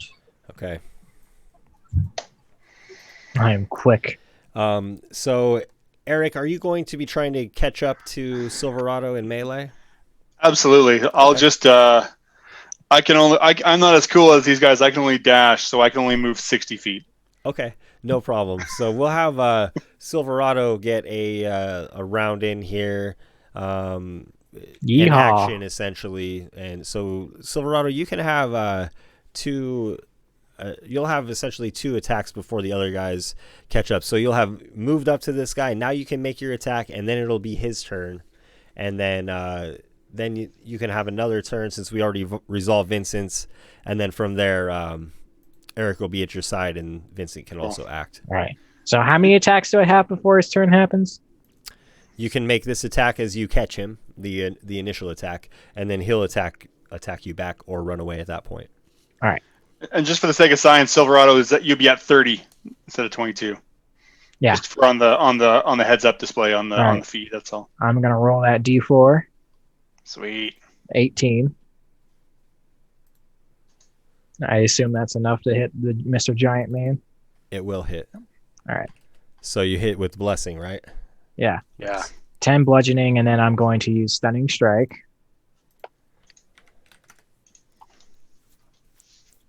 Which is a 14 wisdom. I should make that into one of those attack things I do. Maybe. I'll think about it.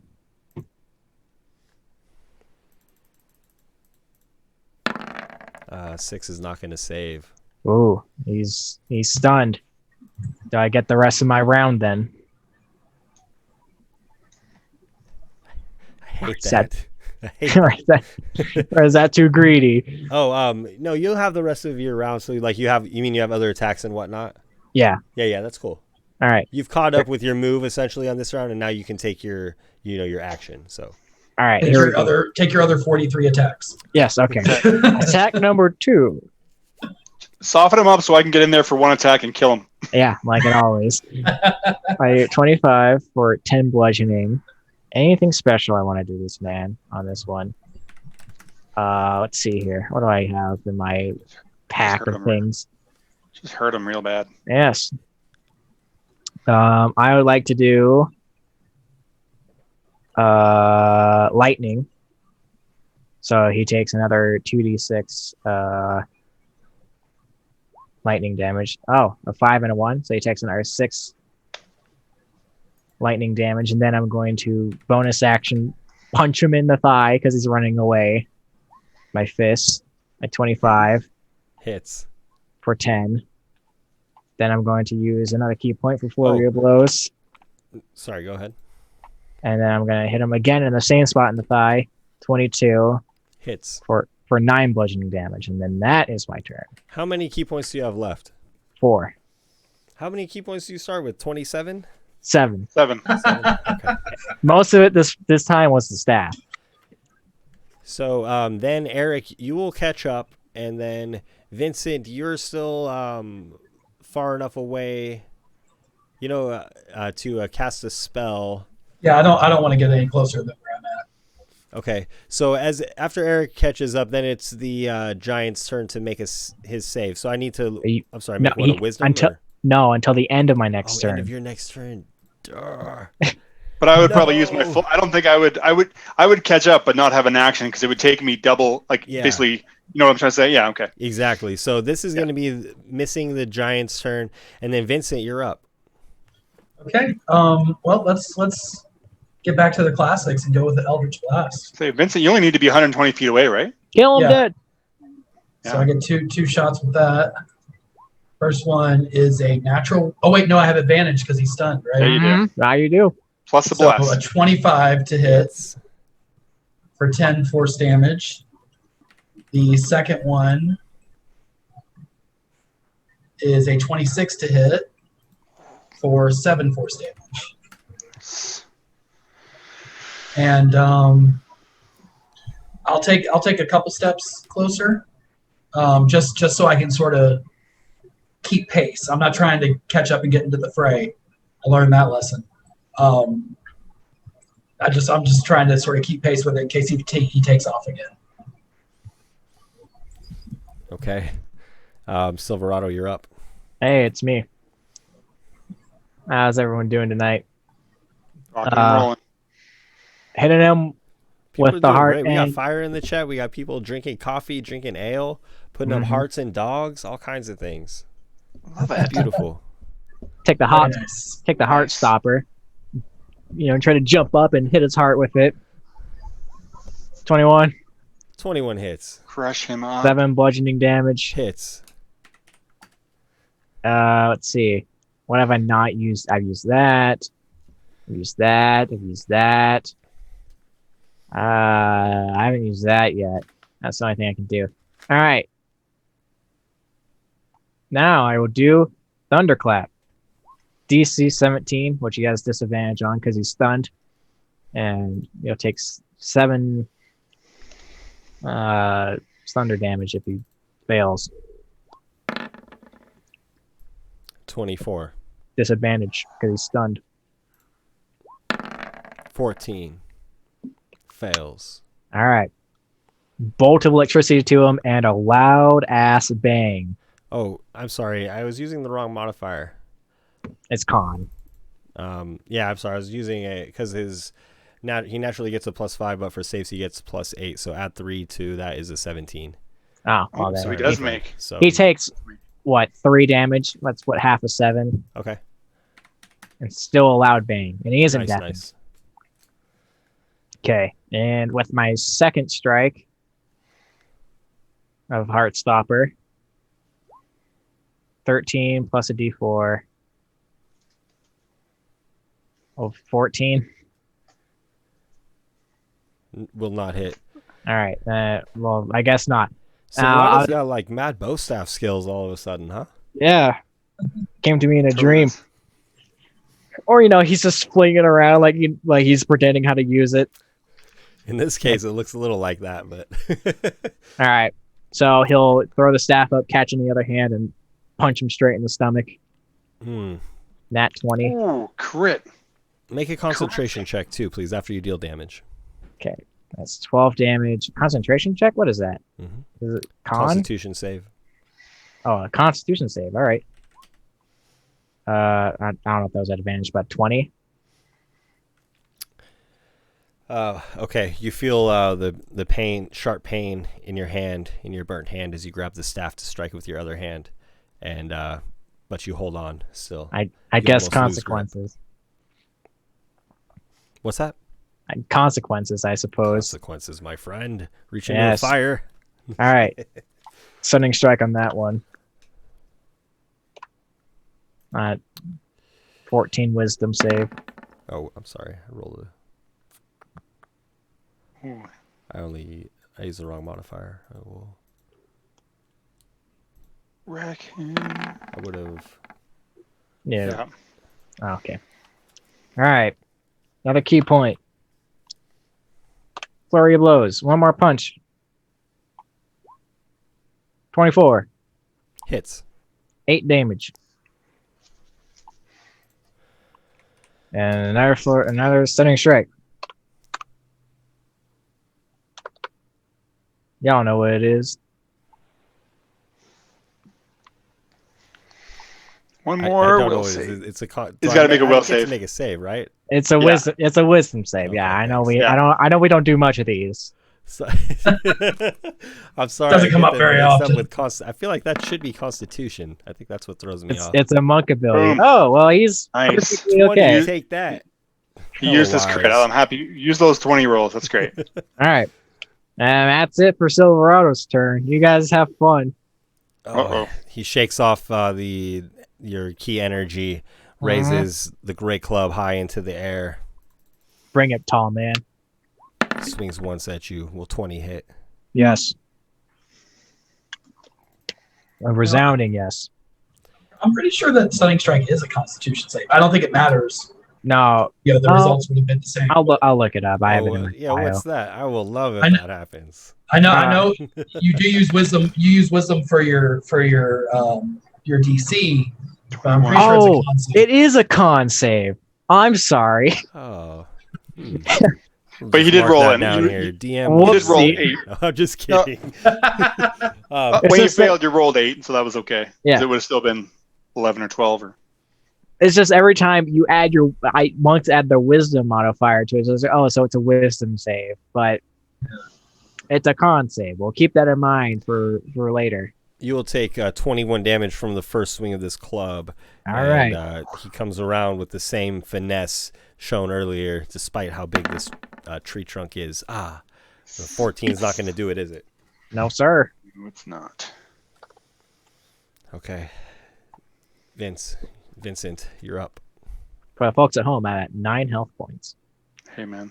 When it's a giant, you might as well be at 1. All right, let's get some more I totals. will.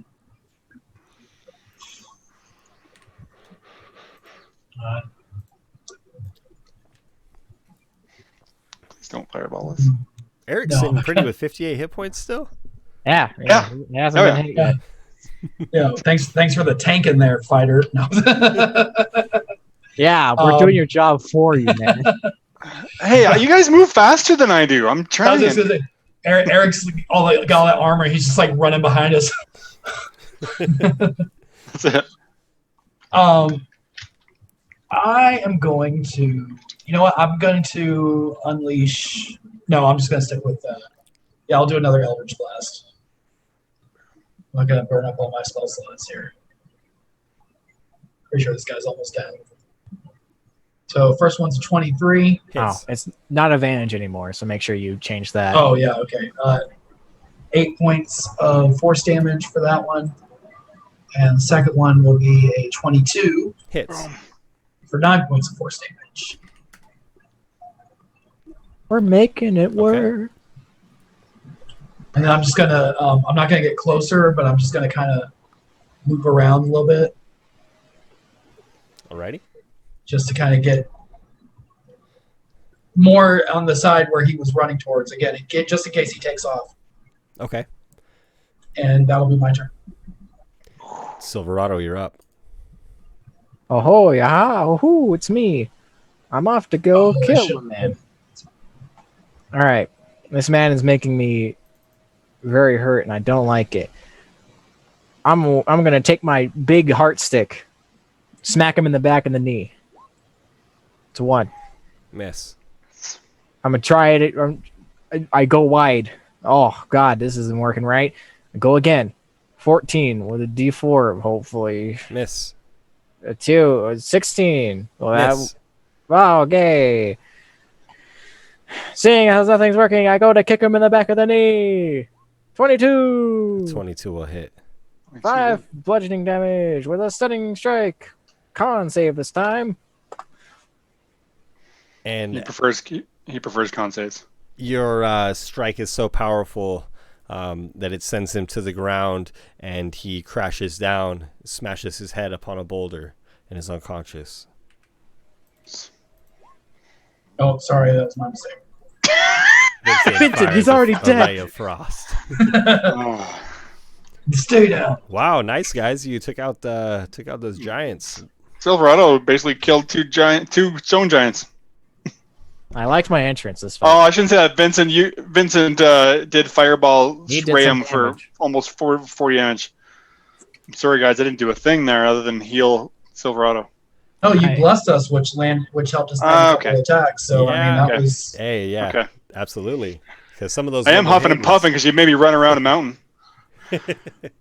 I And I will channel divinity and heal Silverado for 10 hit points. can you focus into my right hand, please? It hurts. Yeah, I'll put my hand on your right hand and channel divinity to do preserve life and give you 10 hit points. My hand. Boom. It's slightly better. I'm gonna take my my gem out and I'm gonna pop that healing word that I put in there. Nice. Speak to the hand. Now I only have to roll the d6 if I'm casting multiple spells in a round, right? Yes. Good job, guys. Yes. Silverado, for a guy that hates giants, you love chasing them, man. Oh, Good I want to cut all their legs off to the knee and then take the bones out. On that note, I will take a stone giant's big toe. Ah, yes. Hey, mind if I borrow that hammer for a quick sec? Oh no, Eric, you might want to consider this too, as far as what kind of energy is imbued within this hammer, and then what Silverado tends to do when he borrows your hammer. What do you want to do with my hammer? I want to smash the guy's heart in. I don't. You've got a spear or whatever that thing is. I would electrocute him, but I used everything. No, it's just a bludgeon, I go over with my knife and dude. I take my short sword and I start carving out his chest so I can get to his heart. Savage. You guys have defeated these giants. They don't seem to have anything of worth on them. They're also very just clad in very basic leather tunics. Now, I assume that you will want to return to Crater Lake since that was your original point of interest. Yeah, Yes. yeah. We're about what, a few hundred feet out from where we were actually heading. Yeah, pretty much at the lake now after you've chased down those giants. Yeah, wasn't there 2 armies at this that just stood there and watched us? Vincent, we do everything around here, okay? The What the hobgoblins heck, were man? getting decimated by the. Yeah, they were getting golfed all over the place. All right. Seeing as how I'm pretty sure that I've got like at least 3 broken ribs. Well, So- you guys are really fast, and as the army catches up, no. I take yeah, my sword. The hobgoblins there were getting just beaten to hell by these stone giants, and the dwarves and members of the army of the Three Kingdom were kind of on the other side of the lake. But yeah, they weren't really rushing into battle against these giants. So thank goodness you guys showed up. I take my staff and I lean it against a rock real sec, and I take the short sword out of the one giant's chest, stopping halfway through, and I go over to the other one across, and I just kind of like angle it through the eye and just kind of like take him out so he doesn't come Goodness. back. Okay. I pick up my I sheathe my sword, dead. pick up my staff. Do you guys mind if we take a bit of a short rest at the edge of this lake? Yeah. Hey, is this be great. holy water?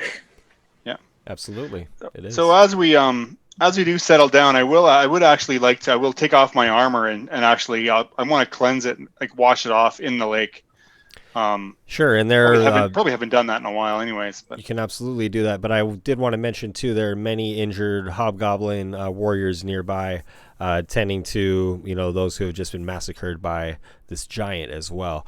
Some of them come up to you as you're washing your armor and thank you for your bravery and point out to a place on the shore and say, "They climbed right out of there." Everywhere we go, there's always more giants. I'm gonna kill them all. so the crater opened up a hole to a giant's den. I don't know. It's a big crack over there in the shore. I'm going to also use my healing hands ability on myself. I'm going to grab those cracked ribs and kind of pump another 7 hit points into me. Nice. I'm up to 25 now. You use that healing word on yourself then? Yeah. You did. Alright. Yeah, I use the healing word and then that. You guys are able to have a short rest here as you're lakeside, gathering more information about what has happened. I'm gonna spend a couple of hit die too then.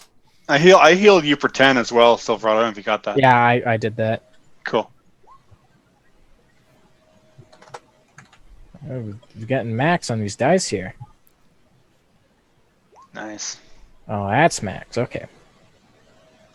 As you're catching your breath and the chaos is settling down, hobgoblins and dwarves alike seem to be approaching this area on the shore, pointing nervously down, and some of them are kind of daring one another to approach. This seems to be the place in the earth where the giants appeared from. Eric, I want your help with something. Okay? Okay, what's up, man? Come here. I put my arm around Eric's shoulder as I lead him towards some of the... I try to find an injured hobgoblin, which I'm sure is very easy to do, seeing as how they all just got very hurt and massacred. And I say, let's bring him to the lake. I have an idea. Bring who? What? Who would the lake? An injured hobgoblin. Man who needs help. Okay. What do you think? What are you thinking of doing? 'Cause we just kind of made a. I pick up an injured hobgoblin, bridal style, and I just carry him over to the lake. And you got your armor off, right? Right, Eric? Yeah. I'm just getting coming to the lake. Coming to the lake, with cleaning me. things off. Yeah. Seems to be a little confused by Silverado too, perhaps. Yeah, man.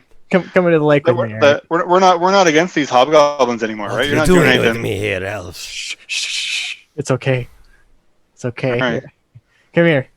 Okay. So, let's get about waist high into the lake, not too terribly far off from the shore.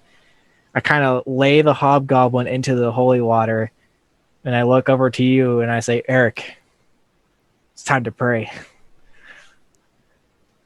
And I kind of let the hobgoblin float, and I just kind of look up. Is it raining? I remember. I'm so confused. Person. I'm so confused. I'm sorry. Is it raining right now? Any actual what are you doing? What are you doing, man? Eric, it's time to pray. Please, I cannot swim. Please. I'm sorry, man. I hold him up above the water. I'm still sitting on the shore, and I'm just going to yell to the hobgoblin and be like, he has good instincts. Just relax. Let him try this. Drink of this water. Dude, I'm just gonna let you. And I'm gonna cast message to Eric and say I have no idea what that's happening right now. I look over directly at Vincent. I'm like, I don't know, because I could just, and then I'll look over at my buddy Silverado and just like, dude, you do you, man. No, I need no. I'll walk back. I have no idea what the water as you tilt his head back, and I just walk back like I'm trying to. I'm just gonna walk back and have this look on my face like I'm doing really hard math. While still holding out, I dip my head down and take a little drink too. And then I say, "You have been blessed, child." And I carry him back up and I set him down on the shore. I don't think that's how. Oh, Just plops him down. Did it help? thank I you. don't think that's how it works, dude. Feel much better. I mean, you know what they say. You can lead a hobgoblin to water. What's wrong? I drink some more of the water. Like, this is good. Just help somehow. Well, despite your best intentions, you don't seem to have the natural healing abilities that Eric possesses. Bless it. But this hole in the ground, nonetheless, may be of interest to you all. Absolutely, yeah. You let me down. So after I've soaked my armor a little bit, and I've said a prayer to the mother. I'll get it out, try and dry it off the best as I can.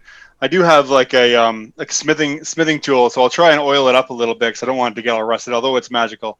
Sure. Oil it up and put it back on, and then I'll walk over to where my two friends are and just guys,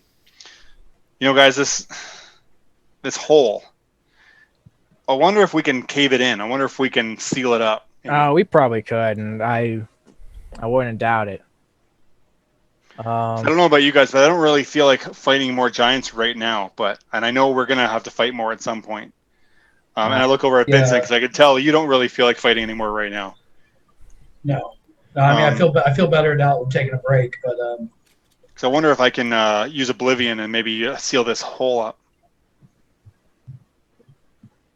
And at that, I'll kind of start walking my way over to where this crater is. Mm-hmm.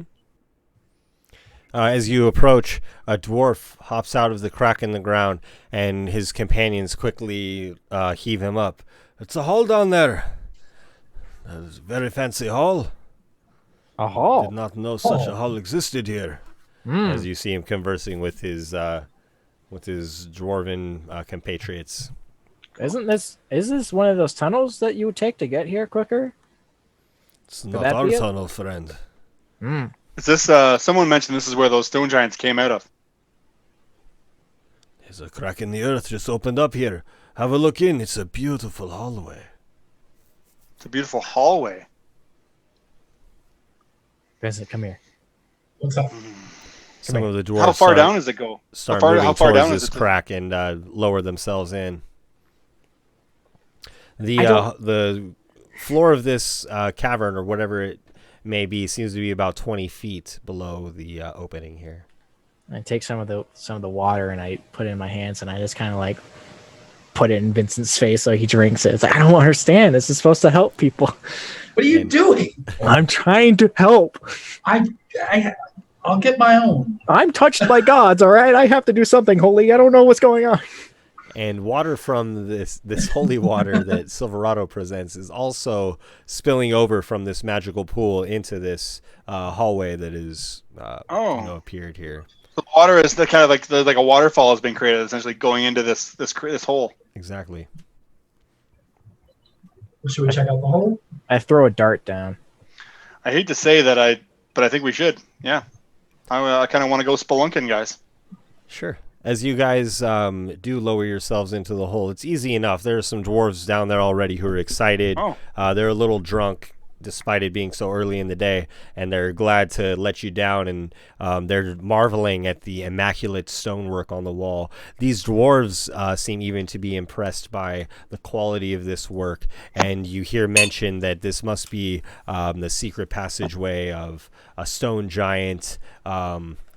Perhaps these were artisans of some kind, these giants that you have slain. Because as you know, most giants are north on the battlefront, so it would be kind of strange for there to be giants this far south, unless they were, staying behind with some task that they had been given. But all that you would find within this cave are just very large,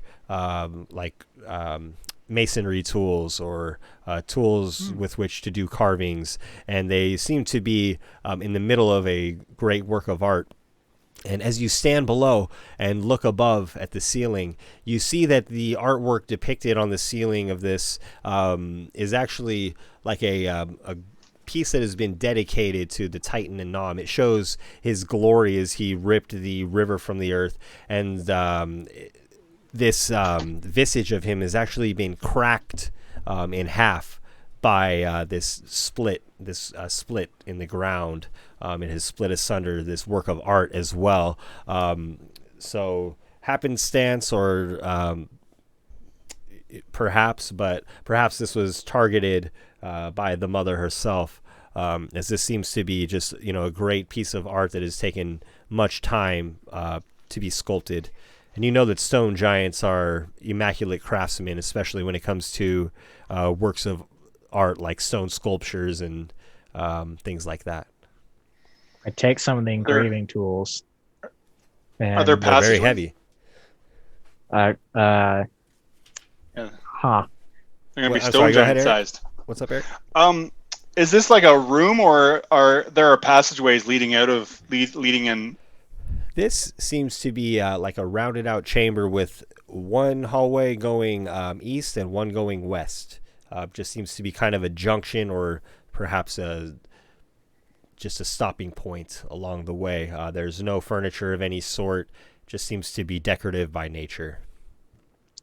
Can I search the room just to see? I mean, Please. what are you looking what am I for? trying to say? Tracks that leading out. Mother pearls. Anything that might be worth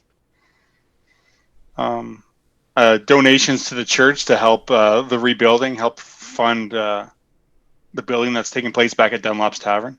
How Stuff about like that. an investigation check, please? Let's do it. Wow, we all he's- know how I'm so good at it, right? While he's doing that, I take a piton from my backpack, a metal piton, and I just kind of take the pommel of my short sword, and I just kind of try to like engrave into a wall somewhere. Syl was here. As This you're is- doing so, Eric, you recognize that some of the stonework in here could be perhaps given to a museum or something like that. It is so exquisite and beyond anything that dwarves would be capable of. And Silverado is just about to mar this exquisite stonework, unless you stop him and direct him to maybe a plain spot on the wall. I don't know. So he's about to deface something that might be of value. Yes, essentially. I'm about to deface an Like, dude, artifact. What?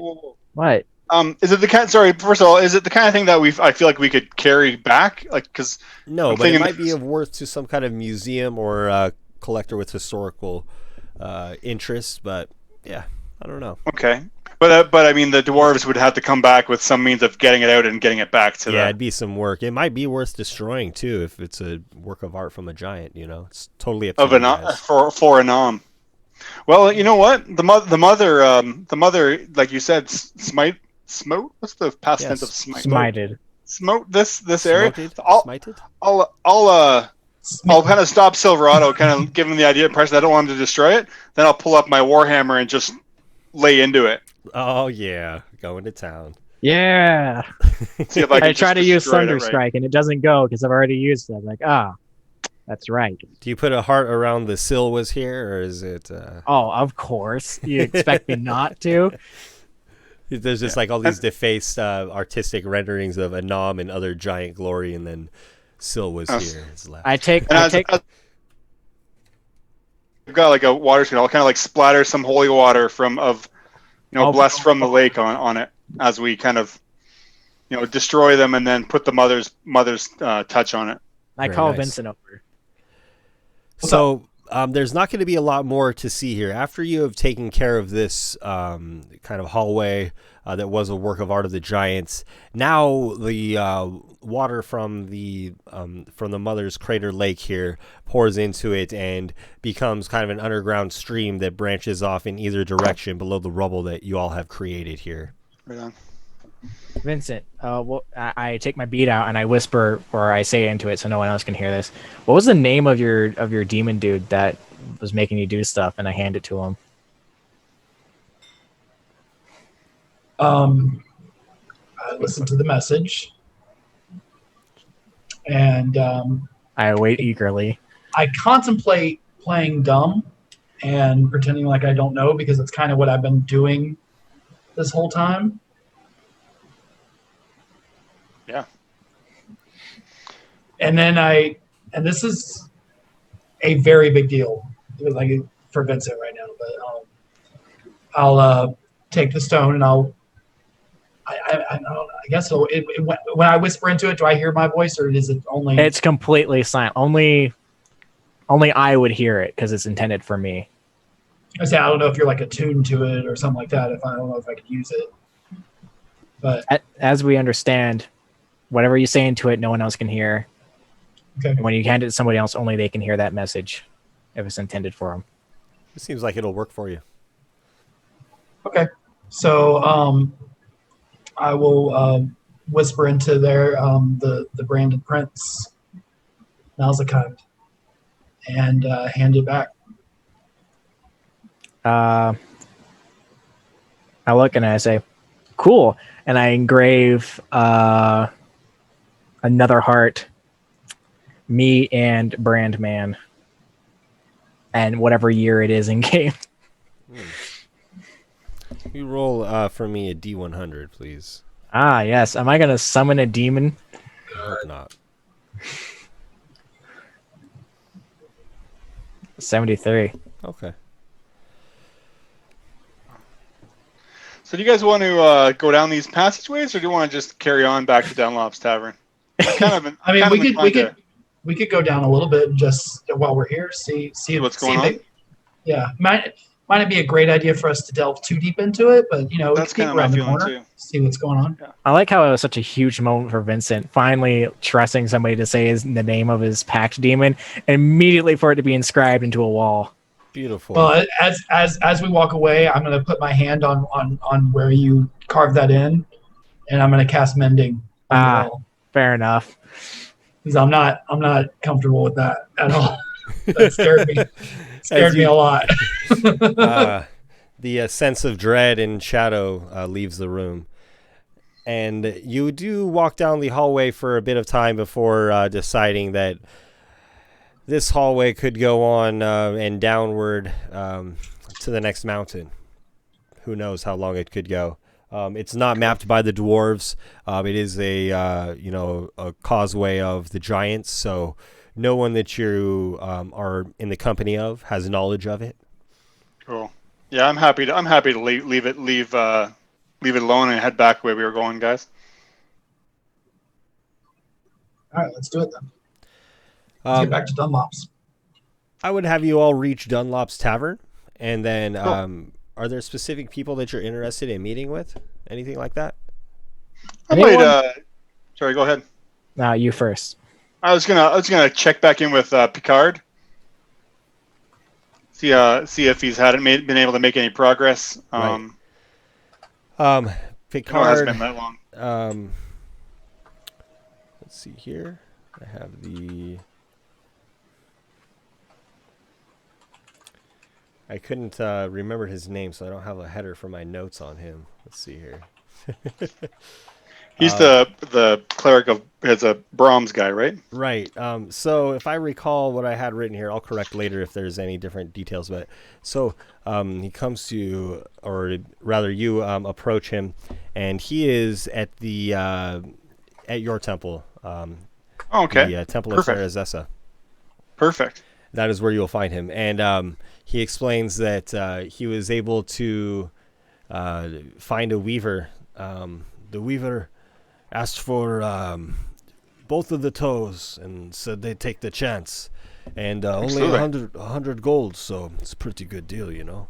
Ooh, that's a good deal. Yeah, so I had him take care of that, and it should be done in let me see here, what did he say, 2 or 3 months. 2 leavings of the golden dragon and 2 comings of the dragon, so okay, in 2 days time.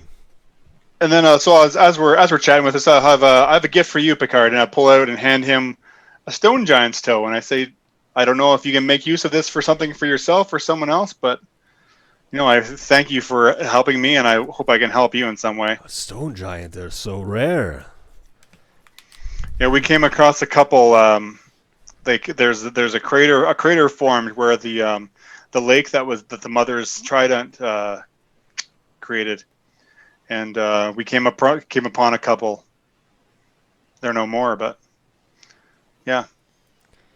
Very nice. Well, I'm interested in the forging or the weaving of the magic into this item, so I was going to go back to the forge. I'll probably see you around, I guess, later. Absolutely, yeah. But thank you again for your service, for your help. I really appreciate it. Thank you, Eric. I'll see you soon. Yeah. I have something cool I'm brewing up here for us. Cool. And then before and I'll go after this. I'm just going to go back and hook up with the other guys. But I will. You mentioned before that there is something of an armory, or there's like a storage with some weapons and things in the temple. And I was going to go and see if I could find maybe one or two tridents similar it would be like the mother's kind of favorite weapon, and replace and maybe grab a couple, and then I would leave my javelins in place, and then have.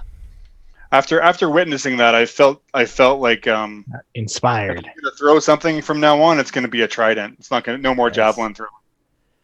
Oh well, you must be Eric. Hello, Eric. Hey, is that you? It is me. You turn around. There is a female dwarf standing there. She is wrapped in heavy blankets. Her head is also wrapped in a warm garment. She says, "Well, it's nice to meet you. I'm sorry we did not meet earlier. I'm Bastrulda Earth River." No apologies necessary. There's a lot going on around here. The custodian of this temple. You are the custodian of this temple. It is. I'll give her whatever the customary greeting would be. To show respect for the person and that takes care of, like whether it's a bow or kiss their hand. Yeah, probably a hug or something amongst. For sure. Yeah. Sure. Yeah. I've been frozen in the river. It's terrifying. I'll bet. It's so good. I'm so glad that you're back and that you're here. It's so good. When we first arrived at Dunlop's, there were no custodians of any of these buildings. Picard took it on himself until we were able to initiate the end the freezing, I guess you'd say. Picard is a worthy student of Brahms. He is well versed in the lore of all the gods too. Well, yes. When I was here last, we were battling giants on the frozen Rocketchucky River, and then the Titan lifted the river, and I was frozen. I could still feel the chill. Can you tell us? Last night, the people were in anguish. Yes, tell you, of course. What can you tell me about the Rocketchucky River? I feel like that will be our path is going to lead us down that route. What can you tell? What can we expect traveling there? Well, the stone that you have installed has given us back the land all the way to the Rocketchucky. But thereafter, there's a wall of ice, terrible ice. And she shivers and seems to try to warm her own shoulders. And she says, "Here, stoke the fire, please." She calls out to one of the students of the temple. And Eric, join me by the fire. She explains that she has been out there all night.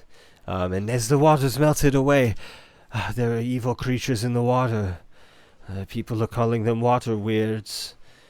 All last night the people were in anguish, and while the light on the mountain and news of peace gave them solace, still they suffer physically. We have all been chilled to the bone. Well, I can assure you, like as you mentioned, there should be no more issues between the dwarves and the hobgoblins. A treaty has been reached. That is great news.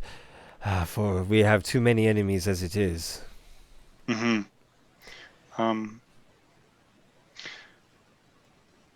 I was wondering if I could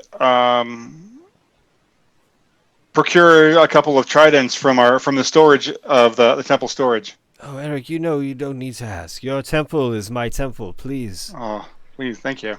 And then I will go in and I'll try and get maybe three tridents, and I'll leave I have 6 javelins. I will leave the 6 javelins in their place. No problem. So, Bastrulda will just talk with you a bit more about the spirits that she has sensed within the ice, and that she senses a still greater power that is holding kind of what's left of this glacier together. And that will kind of, conclude whatever information she has to convey to you. Okay. But she'd be happy to, of course, give you lodging in the temple. And then she also shows you that in the quarters for the head cleric in each of these temples,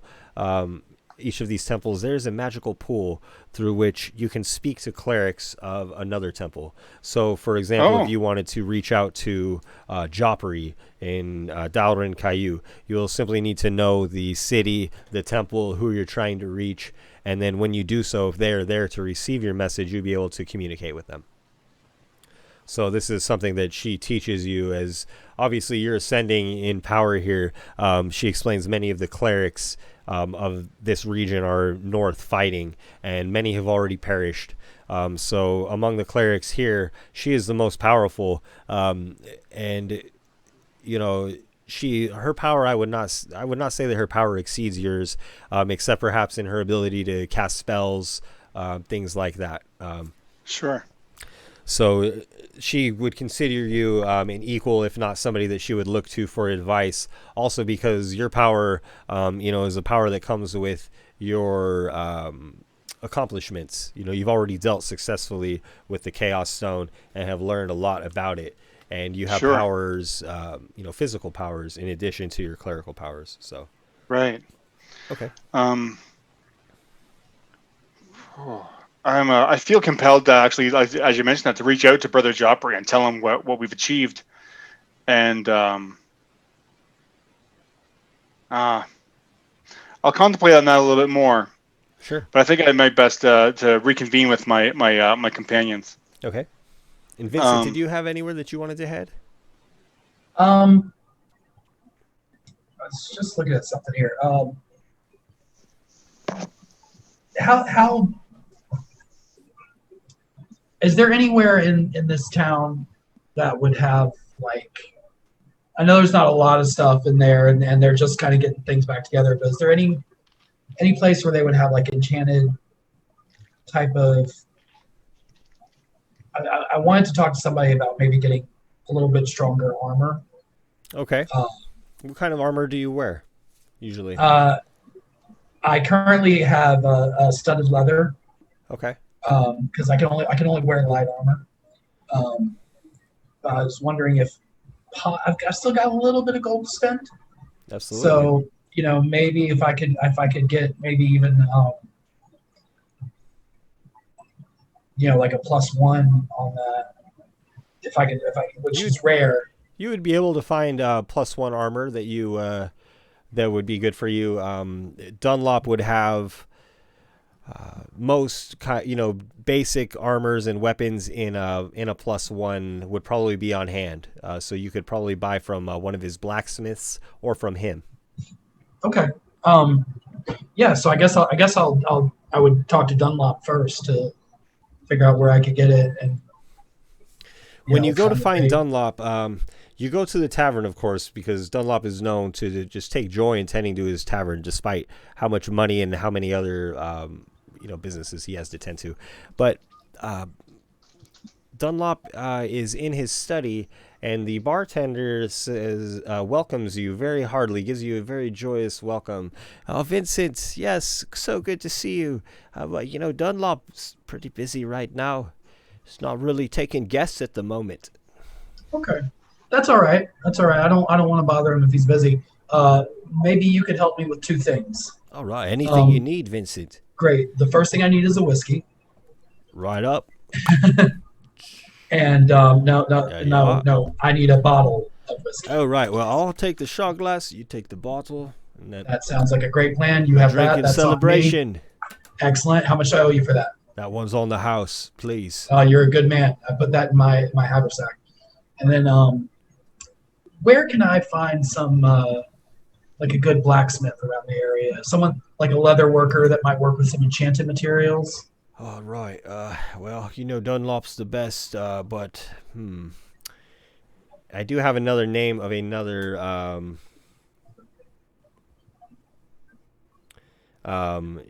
You might want to talk to Maldrake Smelthammer, right?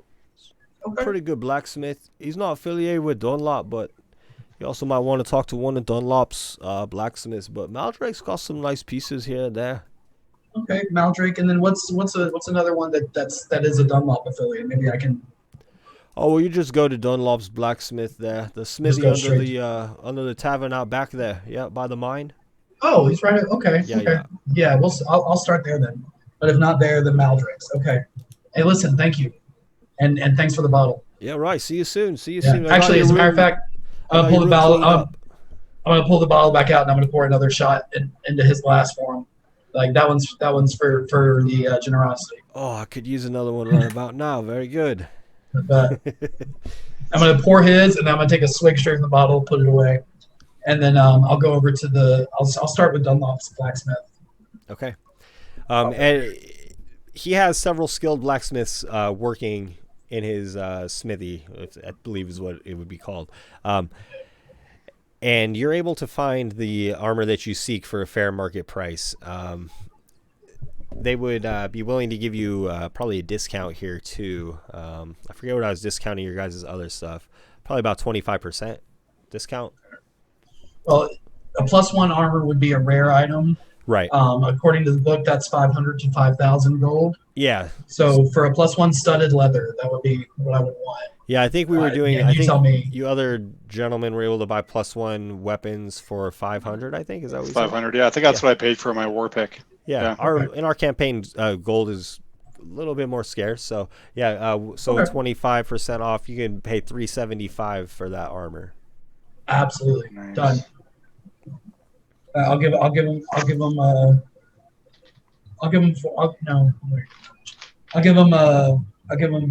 380. Give him a little tip.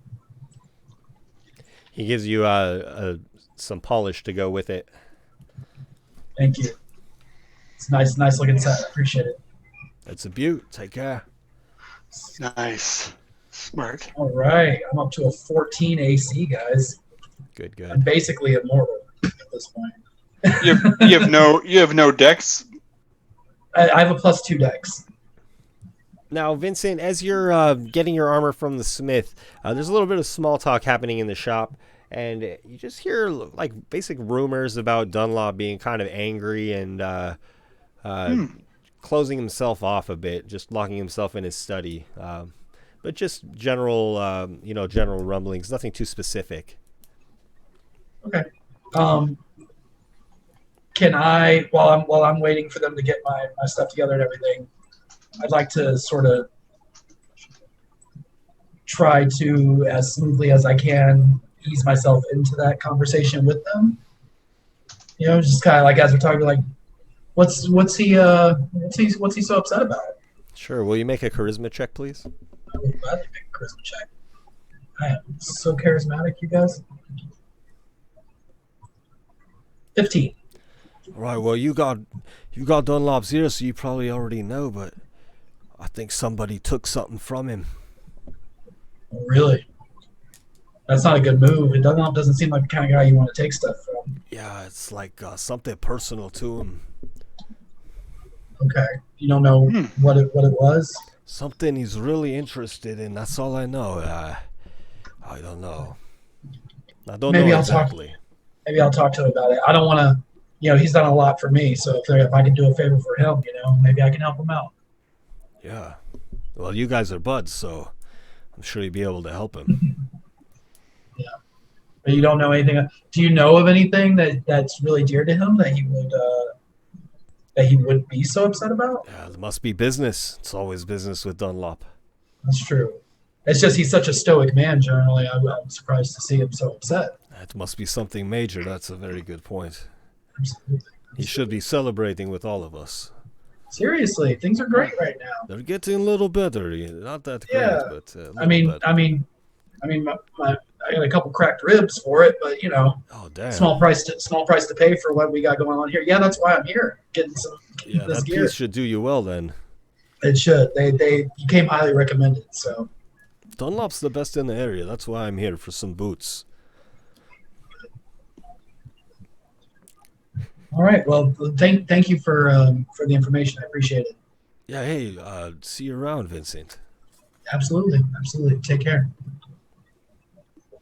And yeah, you just seem to be well liked. Generally speaking, word of your exploits has probably traveled before you. So, Hero Pockets Farm, Hero of Dunlops. Okay. and all right. So sorry. Go ahead. Oh, sorry. Go ahead. No. I'm done. Go ahead. Okay, just gonna throw over to Silverado. You're Silverado, unmuted. we have you muted, my friend. That's right. I want to find Kevin. Ah, Kevin. Nice. Well, I assume maybe you ask at the tavern. You've probably, that's a good place to go for info. Usually, good Dunlop's hub. Tavern. He'll explain. Kevin is a great young man. He's out Yes, there he is. side by side with Umnalda, helping the people out on the slope. He's a good lad, he is. He is. He has a lot of good things to say about you. Oh, he does. I was expecting a little bit weird things, but it's just yeah. Well, Yeah. Knocking out a warlord, slaying Minotaur. Pretty cool stuff. Yeah. Slam the Minotaur. Yep, definitely did that. Right. Well, can I get you a drink here then, or anything else? Or yeah, just a shot of whatever you got that's strongest. And I got what you need right here, friend. Please. He pulls something from the bottom shelf out of view. Pours you a half a shot of it. Come on, full shot. All right. Well, if you ask for it, you'll get it. No problem, mate. I am asking for it. I burned my hand with ashes. I can take it. Don't touch the alcohol with that.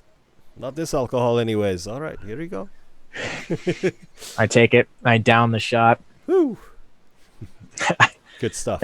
I slide it over to him. And so you haven't seen Kevin then? Oh yeah, he's out there. He's a good lad, helping Umnalda with the people on the slope. He's out there, probably fighting as we speak. I see. He's grown accustomed to taking on those weirds. Is he with my dog Kingston? Is he hanging out with him Kingston. Death has got their eye on Kingston. Yeah. The big wolf? Yes, my dog, yeah. Yeah, they seem to get along pretty good, Yeah. Traitor. Yeah. Kingston's a traitor? Funny. Yeah, I'll go over and I'll find where Kevin's at. 'Cause I need to mentor Kevin a little bit. Okay. Sounds frightening.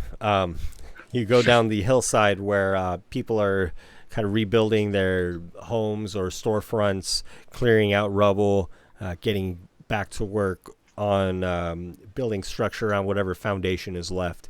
And you find Humnalda and Kevin far down the slope near the river in the port city. And Humnalda is leading a small group of dwarves, and they're giving battle to whatever creatures or evils that they encounter. And Kevin is with them. He is fighting alongside them, but kind of keeping behind them at the same time. And it's a group of 3 dwarves here, 2 women and 1 man, and Kevin, the half-orc, who is with them. I see. They're fighting water weirds then? Yes, the creatures that have come to be known as the water weirds. It's like a slope. It's like at a how steep is the slope? It's pretty steep, like the side of a steep mountain. 30 to 40% grade type thing. I gotta look at my pack real quick, see what I got. Anything that will work for this? Well, as you're trotting up, looking through your pack, seeing what you can use to help them, Humnalda deals the killing blow to this water weird, and they stand a bit exhausted in a puddle amidst the rubble of a house. I look around quickly for like a piece of like wood or like a plank of wood or something just hanging around. Definitely. And I take it, I do a run up and I just toss the wood on the ground and I land both feet on it and I try to slide down the hill on it. Okay, let's have a dexterity check, please. All right, acrobatics. So if I don't get a 1 and fail miserably. 23. Beautiful. I do a little Basically, kickflip. Yeah, just skating down the hillside. I come to a stop and I just kick the piece of wood away from me as I slide to a stop. And I'm like, hey, what's up, everybody? How y'all doing? It's just like a small splash of water comes out before you. They look up. Kevin seems happy to see you. Hey, Silverado. Yeah, what up, man? Yeah, looking good. You having fun killing some things? I don't know about fun, but we're getting it done down here, that's for sure. Getting some experience? Oh, yeah. Yeah, Umnalda's showing me a few things here with this sword. Mm-hmm. Say. She said it's not really always best to jam it in and then leave it and then fight with the hands. Sometimes you just hold on to the sword. Well, see, Kevin, when I began my fighting career, that's how I used to fight. How you're doing it so right now. I had a gang of dwarven criminals teach me how to be real nasty to some people, and I took those tips to heart, and it helped me out greatly. I'm sure it helped, but do you think it was all good that you learned from them? You seem to have picked up some idiosyncrasies. What? No. I just think back to my time with them. Like, these are good people. A little weird, a little mean sometimes. Oh. I come back and I'm like, you may be right a little bit, Kevin. Oh no, is it okay if I steal Kevin for a bit? You think you can do it without him for, I don't know, an hour? All right, Kevin. We're having dinner in the tavern, so see you later. Cool. All right, Kevin. I'm gonna teach you another lesson about being an adventurer. Yeah. Okay. Well, sure. This is on the more passive side. Okay, you're not gonna be desecrating any corpses or mutilating any bodies. Yeah, I'm not really into that stuff. You know, maybe I'm not experienced enough yet. I don't know. Hey, man, every person has a different personality. You know, different adventuring tropes that they do. Different tropes for different folks, you know? Mm-hmm. That's a good saying, Kevin. All right, so I lead Kevin to... Let's see. Where do I want to take Kevin? Where will Kevin follow you to is also a good question. I would take Kevin to the tailor's. Okay. Where I got my fancy suit that I'm wearing right now. Nice. All right, Kevin. Here's one of the many things you do as an adventurer when you got a surplus of money that you don't know what to do with. You buy yourself something nice. I open the door to the tailor. I'm like, all right, how you doing, shopkeep? I got a couple orders for you. Dunlop's private tailor runs this shop, and he recognizes you. He's happy to see you. All right. So, here's what I want. This is the person Rolo went to, right? When he got his kimono, or is that somebody else? Did you give an imp a kimono? It was for a halfling. Oh, halfling? He loved it. I gave it to him. Yeah, he's gonna bring it back. I cut it down for him. Yeah, those impish guys. I don't mean that in a racist way. Don't take it out of context. I would like a nice, silky... We're getting canceled, boys. I would like a nice, silky... Imps have feelings. Kimono for my man, Kevin here. What color you like? I got beautiful kimonos. Any color you like. Any dragon. What do you want, Kevin? Pick one. Silverado. What dragon's best? I don't know. I like Sugarfleas, the golden dragon. Dude, I see a dude fighting the Chaos Man in my sleep now. I don't know. I'm not gonna wear a kimono fighting though. It's gonna get all torn up. This is not for fighting. All right, this is for relaxing on a nice day. There's a nice breeze, drinking a little bit of alcohol. You know, maybe some hard lemonade. Just get yourself something nice. Okay, that sounds pretty good. And I'll have a nice. What color should I go with? I want a nice royal purple bathrobe with gold accents and gold drawstrings. Okay.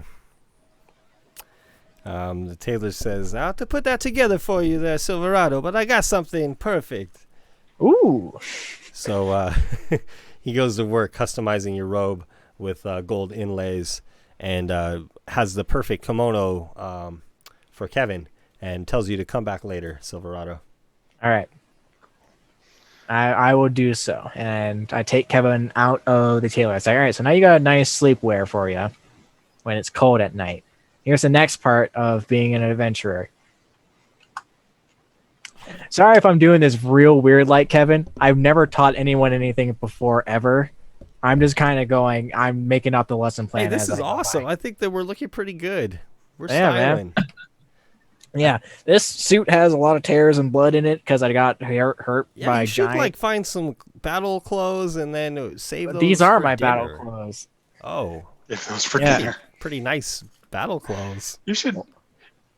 Like, I get so much random monster blood in my mouth when I fight people already. It's just kind of bad. You should get a Hep B shot. Yeah, and you know about the staff I just got, Kevin? You know, this cool staff that has a heart at the end of it. Yeah, is that for me too? No, this is a weapon. I don't know if you would be able to properly use this if I were to give it to you, but you can call down the power of the gods with this one. Oh, is that what we were hearing last night? Yeah, that was me. Also this morning, if you were close enough. I don't know. It must have just been amplified last night. That was crazy. Yeah. It's real. A lot of thunder stuff. I burned my right hand, so I can't use it as well. Which I was drunk at the time. Don't drink sometimes. And Kevin is just soaking up these lessons from you, enjoying your camaraderie. And then as the day passes, perhaps you will all come together at some point. Perhaps I want to let the guys know what I heard about at the blacksmith. For sure. I flag down the bartender and keep telling him to give Kevin shots until, give him at least 3 shots, and he has to finish them or else he has to pay for them. Get some hair on that chest. Kevin's just following you around for the day or adventure in training.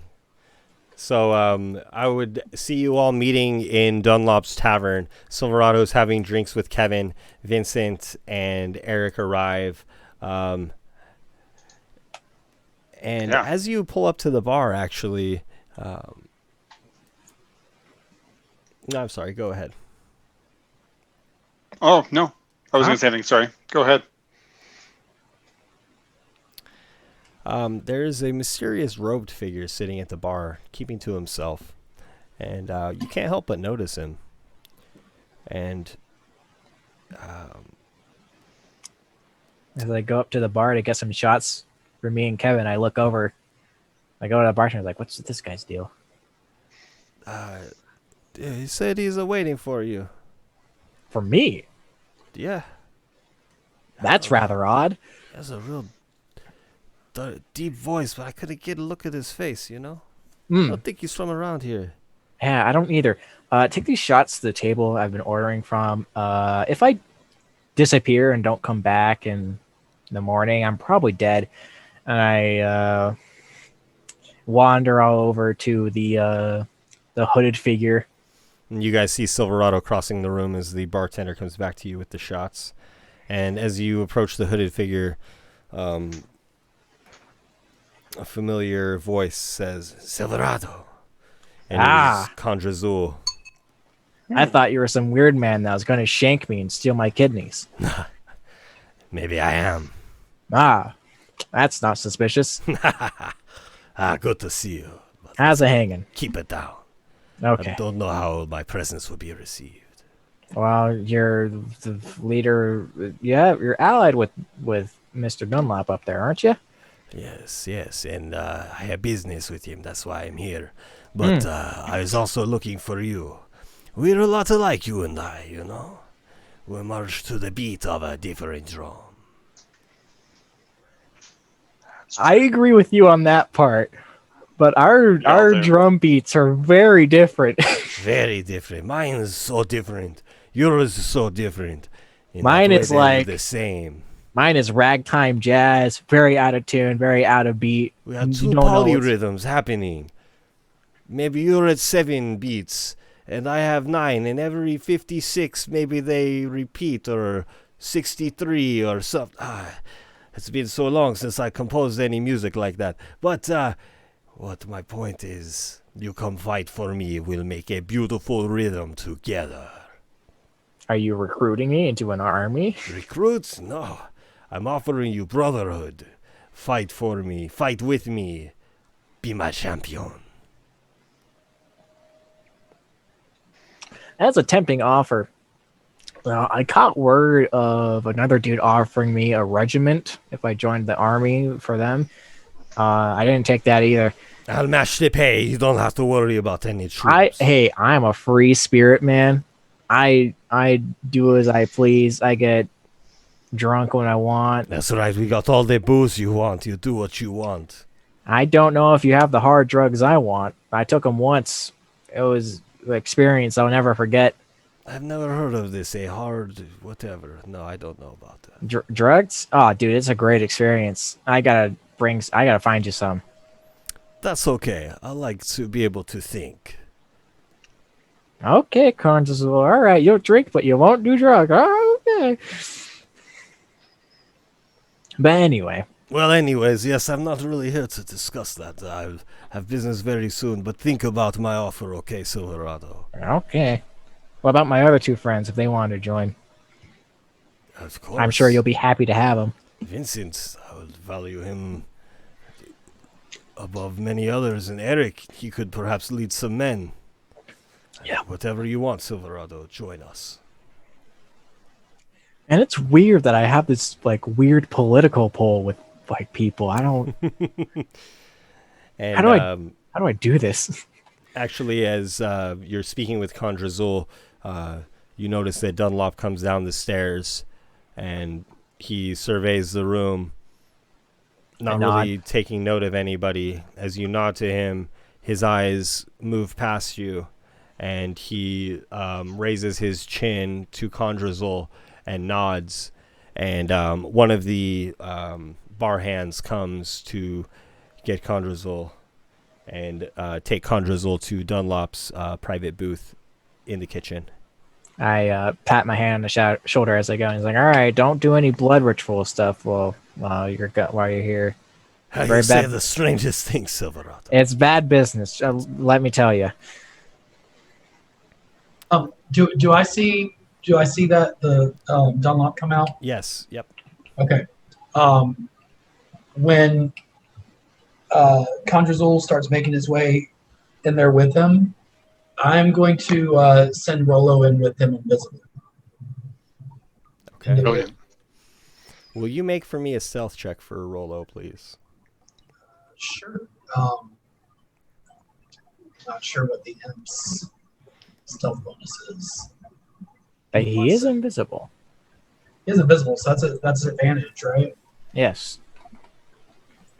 Sorry, bear with me just one second. That No boy worries. is invisible. My reference here has him with a +5 stealth for an imp. +5? Okay.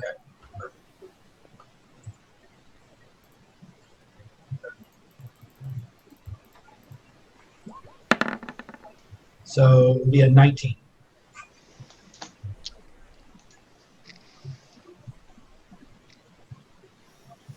Okay. Oh, I was looking at those rolls and it's like, why is me too? Like, what just happened? like, what? Sorry, I just shortcutted it. No worries. So Rollo disappears. Yeah, all right. See you soon. And he goes to follow Condrazul, the hobgoblin commander as he goes to meet with Dunlop in the kitchen. I'm going to go deaf and blind and watch through Rollo's eyes. Okay.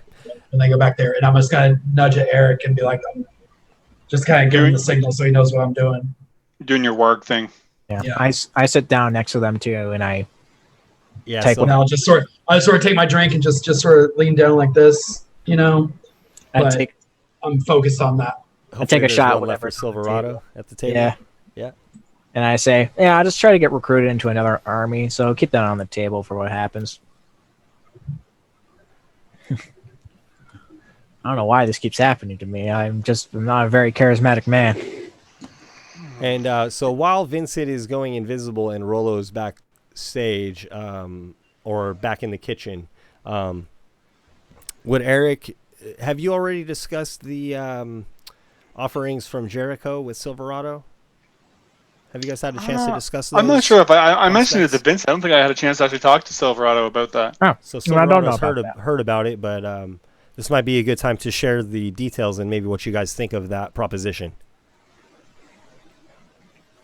So, do you want to join the stereotypically evil army or the stereotypical good army? Honestly, I don't want to join either. Okay, we'll be a militia force. Going for the highest bidder. No, but it makes me a little bit worried that kind of they're both sort of.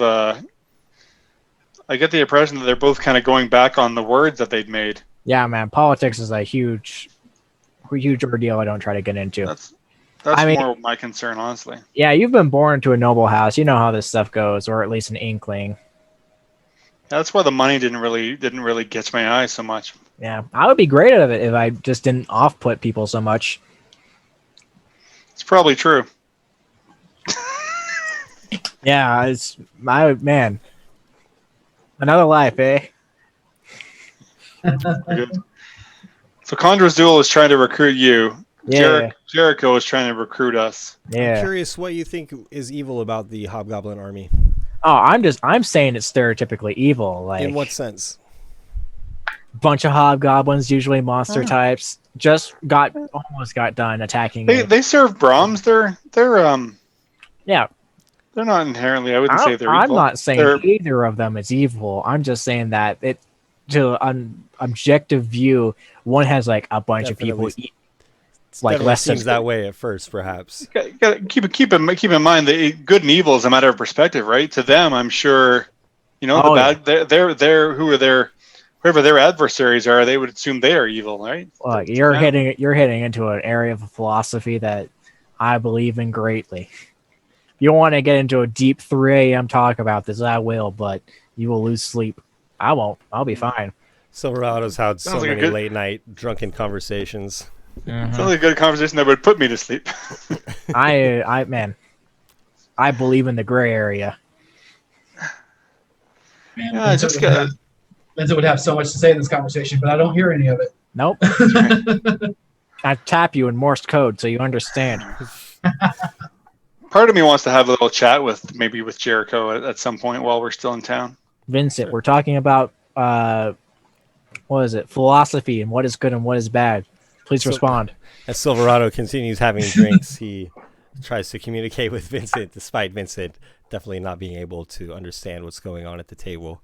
Rollo has flown back to the kitchen, and you two can continue your conversation, but it seems like neither of you are very interested in joining any kind of army. That seems to be for sure. And with that, thank you, everybody, for joining us tonight. Thanks, everybody who's hung out and watched the story tonight, and everybody who has followed us. We really appreciate that. Yeah. And, everybody have a good night. We'll see you next week. Thanks. That's great. Yes. Thank you. Till next time.